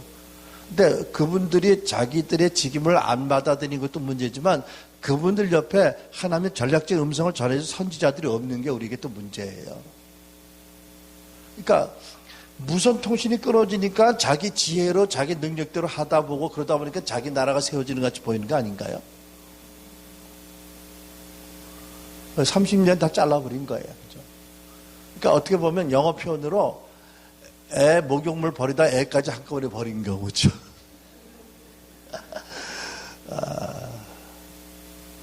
그럼 어떻게 해요? 지금이라도 시작을 해야 되는 거잖아요. 여러분 보세요. 이 오중사역이 그 교회 탑 리더에게만 있는 게 아니거든요. 보면은요, 우리 구역에도 셀에도 다 있어요. 아직 성숙하지 않지만. 주일학교도 있어요. 왜냐하면 이 기름 부으심과 은사가 하나님이 처음부터 주신 거거든요. 태어나기 전부터요. 그죠? 그러니까 선지자가 되고 목사가 되고 교사가 되고 사도가 되기 위해서는 이 사람이 평생에 그 은사와 기름 부으심 가운데 성장하는 과정이 있었던 거거든요. 바나바도 하루아침에 사도가 되는 게 아니잖아요. 그죠? 참 사람 좋은 사람이고 헌금도 잘하고 뭐 성실하게 위로도 잘하고 이런 분이 계속 성령 안에 훈련받다가 사도로 세워지잖아요. 그죠? 그러니까 보세요. 우리 교회 집사님 안에도 사도적인 기름 부음 받은 분들이 있는 거예요. 아직 성숙하지 않았지만 훈련 받아야 되지만 주일학교도 있는 거거든요. 이 싹을 알고 이것을 키워주는 게 필요한 거예요. 이게 이 시대에 말하자면 하나님 원하는 세부대 목회의 아래 통찰인 거죠. 자, 오늘날의 전도자의 기능과 목적이요. 신약성경을 보면 한 20여 명의 사도들의 이름과 몇 명의 선지자들의 이름이 기록되어 있습니다. 그렇죠? 그런데 전도자는 딱 한 사람이 있어요. 누구지요? 빌립이에요. 빌립 집사가 나중에 전도자가 되었어요. 그죠? 빌립이 원래는 스데반과 함께 집사로 안수받았잖아요. 그죠? 집사님이었는데 나중에는 전도자가 되었어요. 그래가지고 사마리아의 대폭을 일으키는 데 쓰임을 받잖아요. 그렇죠? 그러니까 전도자는요, 초대교회 특별히 믿지 않는 지역에 공동체 사역의 지역에 가서 복음을 전해서 사람들이 구원받을 기회를 제공하는 사역을 하는 사람들이 전도자입니다.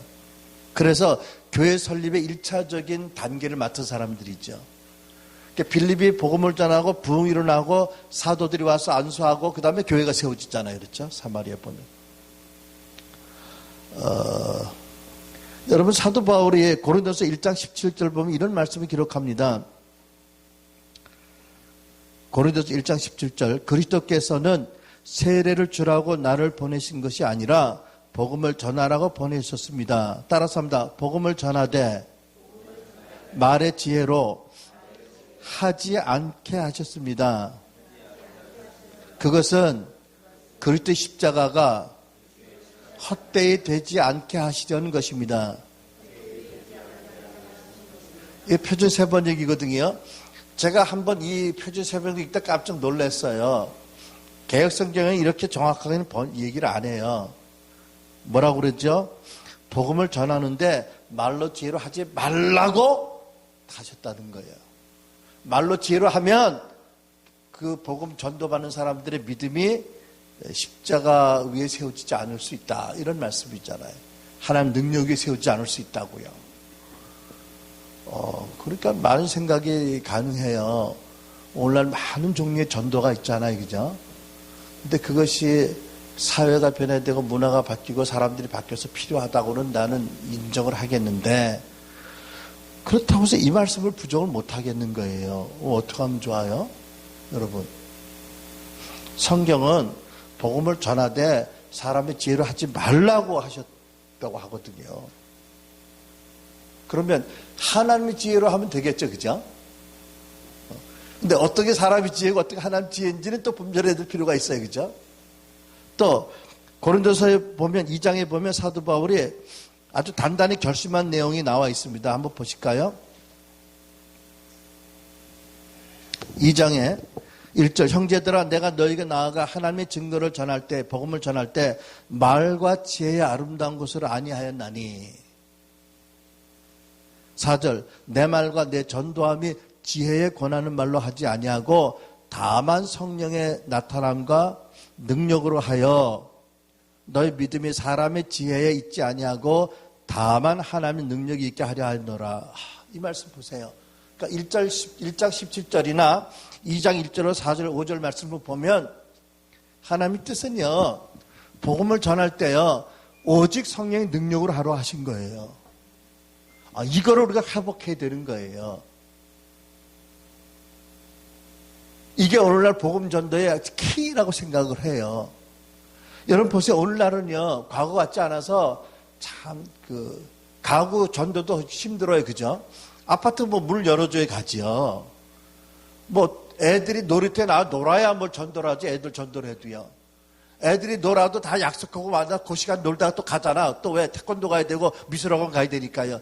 옛날 같지 않은 거예요. 옛날 같으면 놀이터 가서 애들아 모여라고 사탕 주고 나눠주고 복음 전할 수 있는데 요즘은 정말 그게 안 돼요. 그죠? 그러니까 요즘은 정말로 이 말씀대로 뭔가 우리에게 하나님의 은사와 능력이 있어서 그 은사와 능력으로 복음 전해야 될 시대가 된 거예요. 특히 포스트 모더니즘 시대가 돼가지고 절대적인 진리를 안 믿는 시대잖아요. 다 자기가 믿는 주장이 옳다고 그러고 다 있다고 하는데 정말 능력이 필요한 시대가 된 거거든요. 그러니까 오늘날 교회가 안 자라는 이유가 그런 거예요. 그죠? 어떻게 해요? 하나님의 능력으로 안 하고 지혜로 하다 보니까 세상에 인정을 안 하는데 그 자체를요. 그죠? 그러니까 정말 오늘날은 이 말씀들이 회복되어야 될 때인 거예요. 북한 가면 더 할 거예요. 북한 사람들이 평생 우상 섬긴 죄를 졌잖아요. 주사파란다. 주체사상으로 세뇌당하잖아요. 그죠? 주체사로 세뇌당한 사람들이고요. 이 사람들을 어떻게 복음 전해요? 우리 강남에도 복음 못 전하고 동네에도 복음 못 전하는데, 그죠? 세상에 가르친 사람들이요. 정말 복음 전자의 기름 부으심이 새롭게 부어져서 하나님의 지혜와 하나님의 능력으로 성령의 나타남으로 해야 될 거거든요. 이게 우리 숙제인 거예요. 우리 지혜로 안 돼요. 우리 가지고 있는 전략으로 안 되는 거예요. 그죠? 그 다음에 공산주의 영으로부터 얼마나 많은 사단의 세력들이 또 그들을 괴롭히고 그들 안에 있겠어요. 그죠? 자, 이거 참 숙제예요. 그죠? 이게 숙제입니다. 복음을 전하되 사람이 지혜로 하지 말아라. 오직 하나님의 성령으로 나타남으로만 복음을 전한다. 이거 회복해야 될 숙제예요. 그렇게 안 하니까 성도들이 믿음이 사람의 지혜 위에 세워져 있는 거죠. 사람의 지혜는 금방 넘어질 수 있잖아. 그죠? 그게 보편적인 교회 모습 아니에요? 제자훈련 그렇게 한다고 그러는데 그렇게 싸우는 거 보면 그 제자훈련이 내가 퀘스천 의심 가는 게 당연하지 않아요. 그죠? 그러니까 성령도 환영 안 하면서 제자훈련을 하는 것도 웃기지만 아무튼 했는데 성령의 능력도 은사도 환영 안 하고 했는데 결국 싸우잖아. 그죠? 왜? 지식은 사람을 교만하게 하잖아요. 열심히 했어요. 동기가 나쁜 건 아니에요. 그런데 예수님이 제자훈련을 하는 것도 안 하고 방식도 다르고 내용도 달라요. 그리고 사람의 지혜로 했어요. 아닌 거려. 내가 보기에는요. 아닌 거려. 숫자가 많다고? 그것도 안타까운 일은 아니에요. 그죠? 그게 더 안타까운 일이죠. 그렇게 예수님 사랑하고 그렇게 주님 은혜로 거듭나고 피값 거듭났는데 교회 프로그램의 부분에 초점을 맞추고 그 훌륭한 자원들을 하나님 나라 확장으로 해서 훈련시켜서 내보내지 않는다면 그 책임은 누가 져요? 성도 개인과 지도자가 질 거예요. 그죠? 네.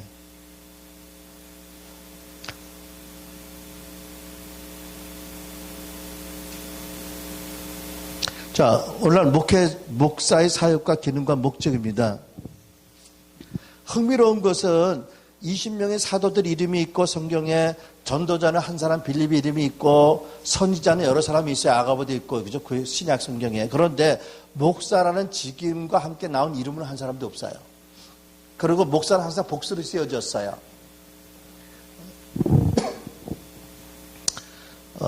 물론 예수님이 그 목자세요.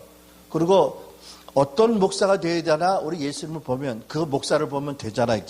목사이신데 우리가 성경이 쓰여진 당시의 교회의 그 상황을 보면 그런 거죠. 에베소, 예를 들면 에베소 교회라고 하면 에베소에 맞으면 디모데가 사도적인 리더십이잖아요. 그죠? 그 도시에 많은 가정교회들이 있었잖아요. 누구의 집에 문화라 가정교회들이 있었어요. 이 가정교회의 리더들이 맞으면 리더가 한 사람이 목자인 거죠. 그죠? 그 안에도 선지자의 은사가 받으면 또 교사의 은사가 있는 분 다 있겠죠. 있지만 아무튼 가정교회 리더들, 장로들, 이 말하자면 목사들인 거죠. 그러니까는 오늘날로 말하면 셀 리더들이 사실은 그 당시 초대교회로 보면 목사들인 거죠. 셀 리더들이 목회적인 기름 부음을 가지고 한 분들이잖아요. 그죠? 여러분, 그 목자가 예수님, 나는 내 양을 알고 이름을 부른다고 그랬는데 목사님들이, 교인들이 뭐 1000명, 2000명, 3000명, 10,000명, 20,000명 되니까 이름을 모르잖아, 다. 그건 자기 양은 아니지, 사실은.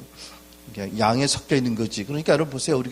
우리 애들이 티네이저 때 보니까 우리 캐나다 살 때 보면 미국 살 때 우리 애들 친구들이 맨날 우리 집 오더라고. 같이 이놈들이 같이 밥을 먹고 우리 밥 먹자면 뒤들이 와, 같이. 식구처럼. 그리고 우리 딸네 친구들이 같이 자.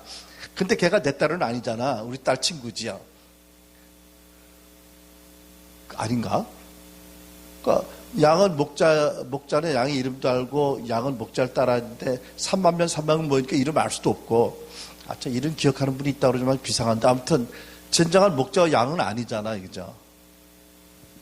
누가 목자냐면 셀리더의 목자인 거예요. 그죠? 이름도 알고 형편도 알고 기도도 하고 위로도 해주고 힘들도 함께 해주고 병원도 신방도 가고 그렇잖아요. 그렇죠?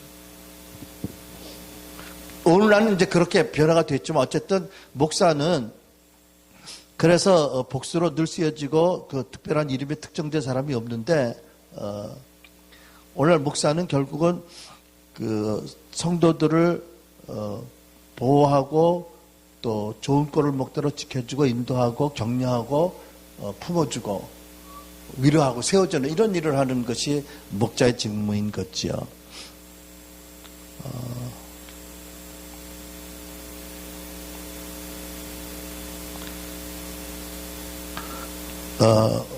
오늘 교사들의 기능과 목적입니다. 교사, teachers가 오직 지금의 마지막으로 거명된 온전케 하는 직임인데 알고 보면 모든 사역의 기초가 되는 거죠. 왜냐하면 성도를 온전케 하려면 트레이닝, 훈련과 임파테이션, 은사의 접목과 아울러 티칭이 중요한 부분이잖아요. 그렇죠? 그러니까 오늘 우리가 여기는 사실 티칭하는 장소잖아요. 지금은요. 그렇죠? 근데 교사의 직무는 가르치는 사역인데 특별히 성경 말씀으로 계시된 하나님을 아는 지식을 전하는 가르치는 것이 교사의 직무입니다. 여러분 사도행전 13장을 보면 안디옥 교회가 나오는데 안디옥 교회에 5명의 선지자들과 교사들이 있다고 그래요. 근데 정확히 5명 중에 몇 명인지 누가 교사고 누가 선지자인지 구분은 없어요. 그죠? 아무튼 이 중에는 선지자들도 있고 교사들이 있다고 하니까 교사가 2명이고 선지자들 2명인 거예요. 그죠? 2-3명 있었다는 거죠. 함께 있었어요. 근데 참으로 흥미롭고 중요한 것은 뭐냐면 13장을 보면 이 교사들과 이 선지자들이 함께 그때 하나님의 음성이 들려서 사도들이 세워지는 거예요. 그리고 바나바를 이제 파송하잖아요. 근데 보통 교회에서 복음주의에서는 첫 선교사를 파송하는 안수식이라고 그러지만 사실은요, 첫 사도들의 이방인이라 사도들이 세워지는 거죠. 우리나라에도 언젠가 선자들이 더 일어나고 교사들이 선자들을 인정해주고 함께 인정하고 함께 예배할 때 그때 진정한 사도들이 일어날 단계가 되겠죠. 그죠? 네.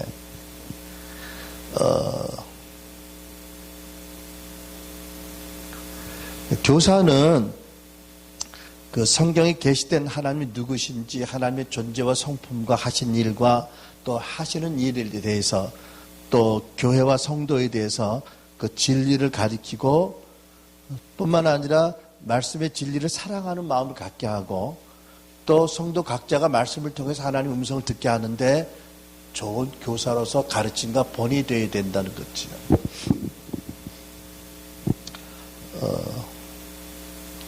여러분, 한 가지 제 마음에 지금 떠오르는 것을 나누자면, 복음주의 파라다임에서는요, 성경을 묵상하는 걸 많이 가르쳐요. 그죠? 저는 성경 묵상하는 것이 하나님 말씀을 대하는 좋은 경건한 태도라고 믿어요.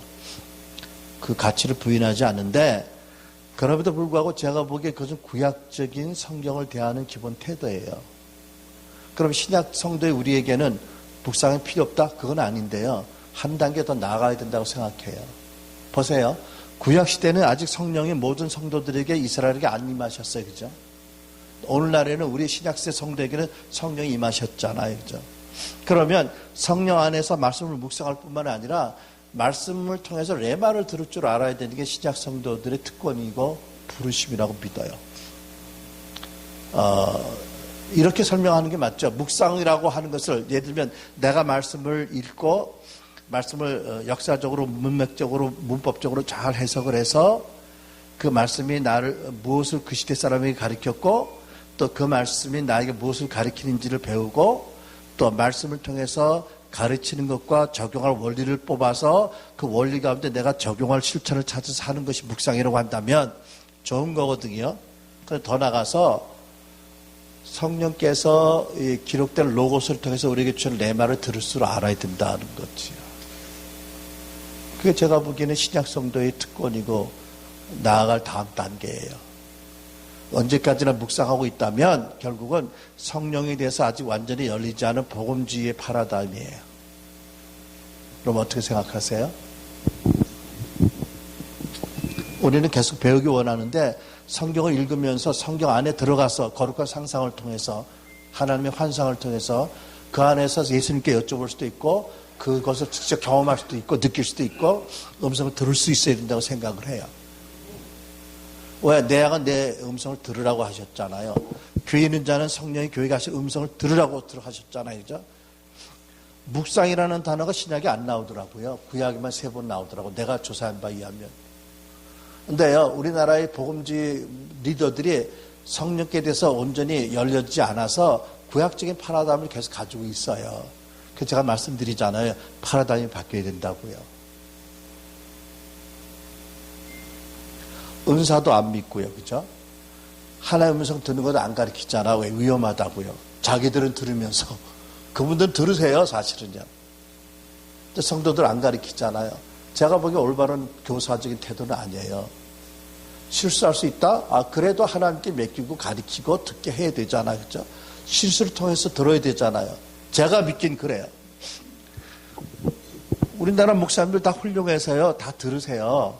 웬만해서요. 기도하면서 들으시고요. 근데 왜 성도들 안 가르치냐고요? 왜 차별하냐고? 왜 이렇게 과보호하냐고? 하나님이 그 책임 못 지실까봐? 제가 보기에는 교사로서 한 발 더 나가야 되는 거예요. 묵상도 그렇고요. 그죠?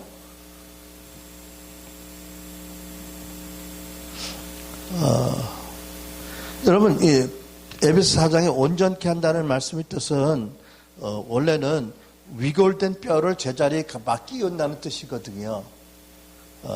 저는 그렇게 믿습니다. 뼈 마디가 제자리를 못 치고 위치가 튀어나갔나? 네, 그렇다고 믿어요. 누구에게? 특별히 성도들이요.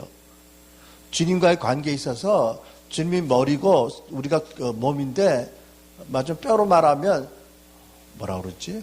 디스크가 심해서 뼈가 제자리에서 이렇게 튀어나간 것처럼 보죠. 맞출 필요가 있어요. 그죠? 얼라이먼트 다시 해야 될 필요가 있어요. 그러니까는 바로 얼라이먼트가 됐다면 머리 생각하는 것대로 몸이 움직일 거 아니에요. 그죠? 머리가 내 왼쪽 귀가 가려 그러는데 이게 이쪽을 긁으면 이게 아니잖아요. 그죠? 온전케 하여. 그러니까는 위골된 뼈를 맞추고 잘못된 부분을 고치고 부족을 보완해서 온전케 하는 것이다. 여러분, 가르치는 게 굉장히 중요해요. 온전케 하는데 하나님 말씀으로 가르치거든요. 하나님 말씀으로 가르쳐서 온전케 하는데 더 나아가서 말씀이 성령에 대해서 말씀하시고 성령에 대해서 예수님이 하신 말씀들이 있잖아, 그죠? 성령이 오시면 내 말을 너희들에게 기억나게 하리라. 성령이 오시면 나에게 영광을 돌리게 하리라. 성령이 오시면 여러 개 말씀하잖아요. 필요할 때 그때 너희가 할 말을 주시리라. 성령이 오시면 모든 진리를 가르치리라. 심지어 예수께서 보면은요, 제자 훈련을 3년 하셨는데 내가 보는 관점에는 제자들에게 충분히 당신이 원하는 훈련을 직접 안 하셨어요. 왜? 내가 너희들이 할 말은 많은데 너희들이 감당 못해서 안 하신대잖아요. 그러니까 그 제자들이 그때 가지고 있는 문화와 관점과 파라다임으로 감당이 안 되니까 그 다음 뭐라고 그러세요? 그러나 성령이 오시면 너희들을 진리로 인도하신대요. 그러면 보세요. 예수님의 제자 훈련 파라다임에 반은 주님이 직접 하시고요. 반은 누구한테 맡기셨을 것 같아요? 성령께 맡기신 거예요. 어떻게? 나가서 사역하면서 계속 성령 안에 성장하도록. 그렇다면 여러분, 우리가 그만큼 교회가 성령께 열리고 우리도 그만큼 해야 되잖아요. 그렇죠?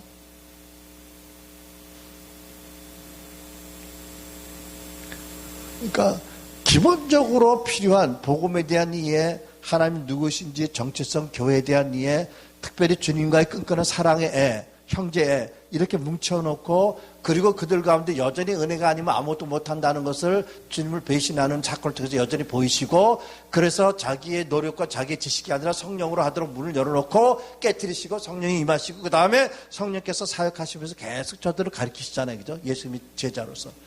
그게 예수님의 파라다임인 거예요. 제자 양육에. 그럼 우리도 그런 파라다임을 가져야 되잖아요. 그렇죠? 과보한다? 아니요. 예수님이 과보 안 하셨어요. 예수님 만난 많은, 거의 대부분의 그 구도자들, 구원받은 자들을 과감히 집으로 보내셨어요. 심지어 예수님이 누가복음 9장을 보면 12사도와 70제자를 보낼 때 뭐라고 하지 아세요? 10장 3절.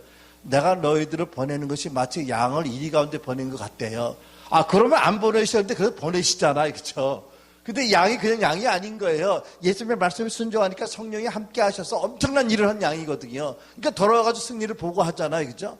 그러니까 우리가요, 목사들이 교인들을 양으로 보는 파라다임만 가지고 평생 살면은 목회 못하는 거예요. 제대로 하는 게 아니에요. 언젠가는 저들이 자라서 그리스도의 군사가 돼야 되고요. 하나님의 아들인 걸 알게 되고요. 그리스도의 신부와 군사가 되게 되고, 우리가 보기에 불충분해도 성령이 저들을 가리켜놓고 믿고 위임을 해서 보낼 수도 있어야 된다는 거지요. 여러분 보세요. 신학적으로나 여러 가지 면을 온전하게 한다면 얼마나 걸리겠어요. 평생 해도 부족하거든요. 사실이요. 그러니까 평생 끌어안고 어떻게 하라고. 그러면 복음도 못 전하고 제자도 못 삼고 어떻게 하라고.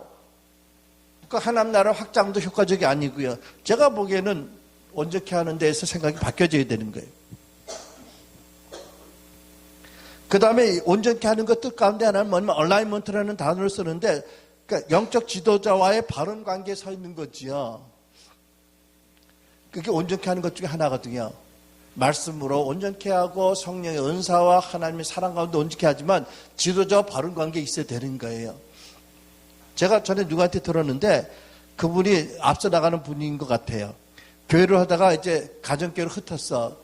근데 몇 년 있다 다시 교회를 하더라고요. 그래서 왜 그러냐 그랬더니 가정교회 지도자들 가운데 셀리더 지도자들 가운데 사역을 잘하는 사람이 있는데 그 사람들이 담임 목사님 관계가 건강하고 바르지 않으면 몇 년 안 가서 없어지더래. 셀이다. 그래서 다시 교회를 했다고 이러더라고요. 거기서 제가 배운 게 뭔지 아세요? 아, 중요하다. 그러니까 디모데와 에베소 교회의 그 가정교회 리더들이 정말 형제로 또 서로 존중하고, 그 다음에 하나님의 권위 가운데 바른 관계가 있을 때 그 셀에 하나님의 축복이 흘러가잖아요. 그죠? 여러분, 하나님께서 부으신 기름 부으심이 계속 흘러 떨어져야 되잖아요. 그죠? 근데 관계가 힘적으로 틀어져 있고 영적으로 틀어져 있으면 그게 안 흘러갔잖아요. 그 다음에 봉사 일을 하게 하는 것이다. To the work of ministry입니다. 여러분, 하나님께서 우리에게 주신 많은 것들이 있어요. 첫째, 타고난 달란트와 재능이 있잖아요. 그죠? 음악적인, 미술적인, 연극의 저술과 재능, 또는 좋은 체력, IQ, 이게 다 달란트고 기질입니다. 그 다음에 성령의 열매가 있어요. 그죠? 우리 안에 예수님의 성품이 이루어지는 것, 온유, 겸손, 이거 훌륭한 도구들이에요. 그죠? 사역의 훌륭한 원천입니다. 그 다음에 은사가 있잖아요. 그죠? 여러 가지 은사들. 그 다음에 기름 부으심이 있어요. 그죠? 성령의 나타나심. 이것이 다 하나님 나라를 섬기기 위해서 우리에게 준 도구들이고 자원들이고 이것이 다 하나님의 뜻을 위해서 온전히 드려져야 된다는 거지요.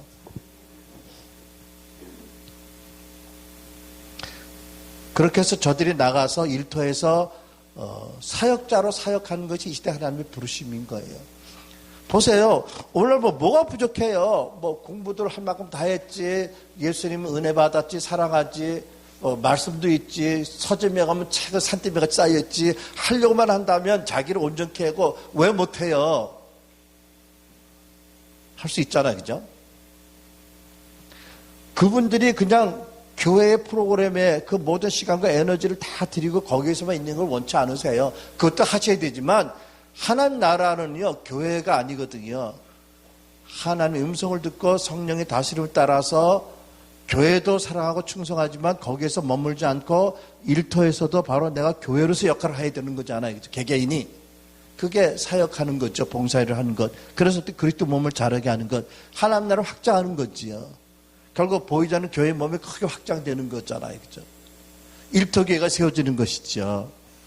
그리고 결국은 나라가 바뀌어야 되잖아요. 그죠? 사회가 바뀌어야 되잖아요. 왜? 예수님이 민족들을 제자 삼으라고 하셨거든요. 민족의 구성은 하나하나도 되지만 사실 민족이 제자 삼을 수 있어야 되잖아요. 그죠? 우리가 첫 번째 얘기한 것처럼 그것이 사회 변혁의 전쟁입니다. 그죠? 왜냐하면 우리는 옛날 구약의 파라다임 가지고 이 세상 못 변화시켜요. 우리는 그렇게 배웠거든요. 교회가 부흥하면 세상이 바뀐다고. 내가 앞만 봐도 안 바뀌더라. 대한민국 교회가 그래도 모든 선교국가 중에 가장 크리스찬인 거 많잖아요. 그죠? 그런데 대한민국이 크리스찬이 20% 30% 되는데 대한민국 안 바뀌더라고. 그래서 내가 우리 목사님이 가르치기 틀린 줄 알았어. 틀렸어. 그게 구약의 파라다임이에요. 구약에는 왕이 회복하면, 왕이 회개하면 온 나라 축복을 받아요. 근데 오늘날은 안 그래. 오늘날은 사회에 왕들이 많아. 박근혜 대통령이 왕이라도 정치권의 행정부의 왕이 있지, 박근혜가 대통령이 입법부의 왕이에요? 사법부의 왕이에요? 거기에 법원장이, 대법원장이 있고, 그죠? 국회의장이 있고, 또 박근혜 대통령이 경제계의 왕인가요? 거기에 또 있잖아, 그죠? 이씨도 있고, 정씨도 있고, 많잖아, 그죠? 왕들이. 예술계에도 있잖아, 그죠? 그러니까 오늘날 사회는 다변화되었고 다각화되어 있기 때문에 구약시대 같은 단순한 사회가 아니라서 왕 한 사람이 하나님께 충성하고 회개한다고 온 민족이 축복받는 게 아니라니까요. 문화가 다르고 질서가 다르고 다른 영역들이 있어서 한 나라 이루어졌잖아요. 그죠? 그 영역, 교육이면 교육, 가정이면 가정, 예능이면 예능, 그죠? 정치면 정치, 경제. 이 나라에 우리 성도들이 가서 거기서 하나님의 은혜로 말미암아 마음이 깨끗하고 손이 깨끗하고 하나님의 성령 음성을 듣고 축복받아 세워져가지고 영향력을 가지고 거기서 왕이 되어서 거기서 교회들이 사도와 선자 팀들을 이루어서 그 영역에 정말 하나님 나라가 변혁이 임하도록 해서 그들이 또 함께 링크를 이루어서, 그죠? 경제, 정치, 교육, 가정, 교육 이렇게 링크를 이루어서 함께 부흥을 일으킬 때 이 나라가 바뀌어지는 거거든요. 그러니까 파라다임이 바뀌어야 된다고 저는 생각해요. 우리가 이 시대의 사역자로서 살아가기 위해서. 결론적으로 여러분, 예수님의 사역은 예수님이 당신의 고유의 신성에 속한 지식과 능력을 사용하지 않으시고 오직 성령 안에서 아버지 하시는 대로 보고 아버지 말씀을 듣고 하셨어요. 그죠? 그러면 예수님이 오중 사역을 하시고 우리에게 오중 직임을 주셨는데 어떻게 해야 되느냐? 그 사역을 똑같아요. 기름 부으심으로 성령 안에서 예수님이 하시는 일을 보고 또 성령의 음성을 듣고 하는 것이 사역의 방법론이에요. 그죠? 다른 어떤 규범서가 없어요. 결국 하나님 나라는 이 땅에 오신 예수님이 가지고 오셔서 이 땅에 임하기 시작했고 제 이름으로 완성될 텐데 기록된 말씀과 성령의 다스림 가운데 순종해 나가는 것이 하나님 나라의 사역이에요.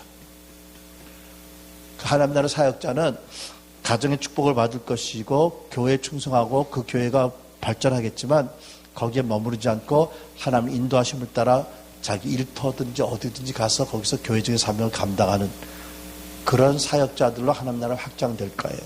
그것이 이 시대의 새 부대의 모습이고 비전인 줄 믿습니다. 기도하겠습니다.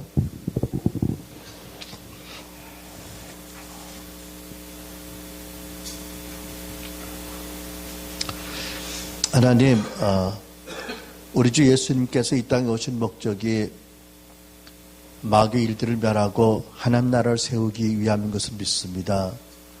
그것을 위해서 복음을 선포하시고 하나님 말씀을 가르치시고 예언하시고 병 고치시고 유리하는 양들을 품으시고 목자로 저들을 섬기셨고 또 사도로서 이 땅에 교회를 세우시고 하나님 나라를 세우는 하나님 뜻을 온전히 이루시기 위해서 이 땅에서 기름 부으심으로 사역하신 것을 믿습니다.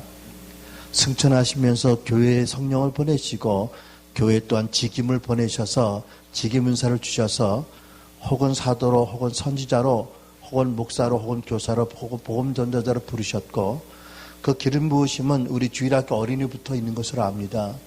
그 기름 부으심은 레벨의 차이가 있을 망정 우리 교회 셀에도 있고 우리 교회 리더십 가운데 있는 줄 믿습니다. 계속해서 부르신 영역과 그 기름 부으심의 그 레벨이 높아지게 해주셔서 이 땅에 많은 오중 사역자들이 교회에 세워지고 그들이 일터로 나가서 일터교회를 세우고 이 나라를 변혁시키는데 하나님 뜻을 이루도록 우리에게 가르쳐 주시고 인도하시고 보호하시고 도와주시고 사용해 주시길 간절히 원합니다. 한국교회에 신사도라는 이단 논쟁이 생겨서 제가 믿기에는 하나님 하신 새로운 일들을 잘 소개가 안 되어서 또는 어떤 이유로 또는 종교의 영으로 말미암아 심히 핍박하고 반대하지만 하나님 뜻이 이루어지시기를 간구하며 또한 믿습니다. 하나님 우리들 교회 가운데 계속해서 우리 주님이 주신 직임 은사에 대한 이해가 회복되게 도와주시고 성숙하게 도와주셔서 많은 분들이 성경적으로나 실용적으로 받아들일 수 있는 은혜가 있길 간절히 원합니다. 물론 하나님 한국교회는 아직도 성령의 은사도 믿지 않는 교회들이 많고 방언도 배격하는 일들이 많아서 안타까움이 많이 있지만 주님의 마음은 우리와 비교할 수 없이 크고 깊고 뜨거운 줄 믿습니다. 우리 한국교회가 춥고 배고픈 시절에 하나님의 은혜로 고속 성장을 했고 한때는 20% 30%가 넘도록 교회가 복음화를 했는데 오늘날에는 오히려 19%로 계속 교회가 위축되고 있는 것을 봅니다. 이때 하나님 성령께서 우리에게 깨닫게 하시는 진리를 회복을 붙잡고 성경적인 것을 검증하고 확신을 가지고 하나님의 도우신 가운데 많은 사람들이 일어나기를 간절히 원합니다. 그래서 이 한국교회가 하나님 5천년 역사 가운데 1000여 번 넘는 외적의 침멸을 받아서 우리 조상의 어머니들은 강간을 당하고 아버지들은 죽임을 당하고 수욕과 한을 품고 살아온 백성이지만 주께서 이민족으로 남아있게 하시고 마지막 때에 성령의 능력과 불과 복음을 전하도록 우리를 지켜주신 줄 믿사온데 주의 뜻이 이루어지도록 하나님 이 땅에 부흥이 개혁이 일어나도록 은혜 주실 간절히 원합니다. 하나님 부족한 종이 저에게 주신 은혜를 따라서 알게 하신 대로 나누었습니다. 주의 은혜로 우리 한 분 한 분에게 성경적으로 이해되게 하시고 받아들여지게 도와주시고 또 부족을 채워가면서 이 운동이 성경적인 개혁운동이 크게 일어나서 교회가 참으로 하나님 뜻대로 회복이 되게 하시고 교회가 진정 이 나라를 변혁시키는데 하늘의 권능과 축복을 끌어오도록 사용되게 해주시길 간절히 원합니다. 우리 스스로 아무것도 하지 못하는 자인 것을 고백합니다. 그러나 동시에 또한 주의 은혜 가운데 능력 주시면 능치 못할 일이 없음을 또한 고백합니다. 예수님 스스로 행하지 않고 성령과 능력을 하셨는데 우리들에게도 민감함을 주시고 거룩함을 주시고 순결함을 주셔서 성령의 능력과 나타남으로 하나님을 섬기도록 이끌어 주시옵소서. 하나님 이 시간에도 우리 주 성령께서 오셔서 한 분 한 분을 다시 한번 안아주시고 품어주시고 우리들의 영과 혼과 육 가운데서 당신의 나라가 임하도록 기도합니다. 성령님 오시옵소서. 당신을 떠나서 우리가 아무것도 못하는 존재인 것을 고백합니다. 베드로가 그렇게 주의 은총을 많이 받은 자로 돼 주의 은혜가 아니면 자기의 믿음마저 지키지 못한 연약한 양을 깨닫고 비로소 저희 자아가 깨지고 성령께 열린 것을 봅니다. 우리 안에도 얼마나 강한 우리 자아가 아직도 성령을 거스리고 있는지 보게 도와주시고, 그런데도 불구하고 예수님 베드로를 찾아가셔서 여전한 사랑과 선하심으로 부르신 것을 우리가 압니다. 우리가 어찌하든지 우리를 창세전부터 사랑하시고 선하심으로 우리를 대하신 주 예수님, 이 시간 주의 성령으로 말미암아 우리 각자에게 오셔서 더 이상 나의 열정과 나의 지식과 나의 노력이 아니라 그것을 다 주님 앞에 내려놓고 성령께서 쓰시게 하심을 따라 마치 아브라함이 이삭을 내려놓고 다시 돌려받은 것처럼 쓰게 해주셔서 사람의 지혜로 목회하고 사람의 지혜로 복음 전하는 것이 아니라 하나님의 지혜와 하나님의 권능으로 목회도 하고 복음 전하고 제자도 세울 수 있게 해주시기 원합니다. 하나님, 우리 한국교회를 사랑하시고 큰 소망과 부르심이 기대 가운데 있는 줄 믿습니다. 주께서 은총의 은총을 베푸시고 은혜와 진리를 계속 베푸시고 특별히 우리에게 지혜와 계시를 부으셔서 하나님의 부르심의 소망을 알게 도와주시고 우리에게 주신 그 풍성한 기업도 누릴 뿐 아니라 우리 안에 어떤 능력으로 역사하기 원하시는지 들어서 통역하고 순종해서 초대교회의 거룩함과 영광이 회복되도록 하나님 은혜를 베풀어 주시고 역사하소서. 주님, 우리는 당신의 것입니다. 우리의 소원은 이 땅에 하나님 나라가 확장되는 것입니다. 우리의 소원은 저 북한 땅에 하나님 나라가 확장되는 것입니다. 우리 개인의 왕국 세우기를 추구하지 않겠습니다. 우리 교회가 아니고 내 교회가 아니라 주님의 교회고 하나님 왕국에 속하기를 원합니다.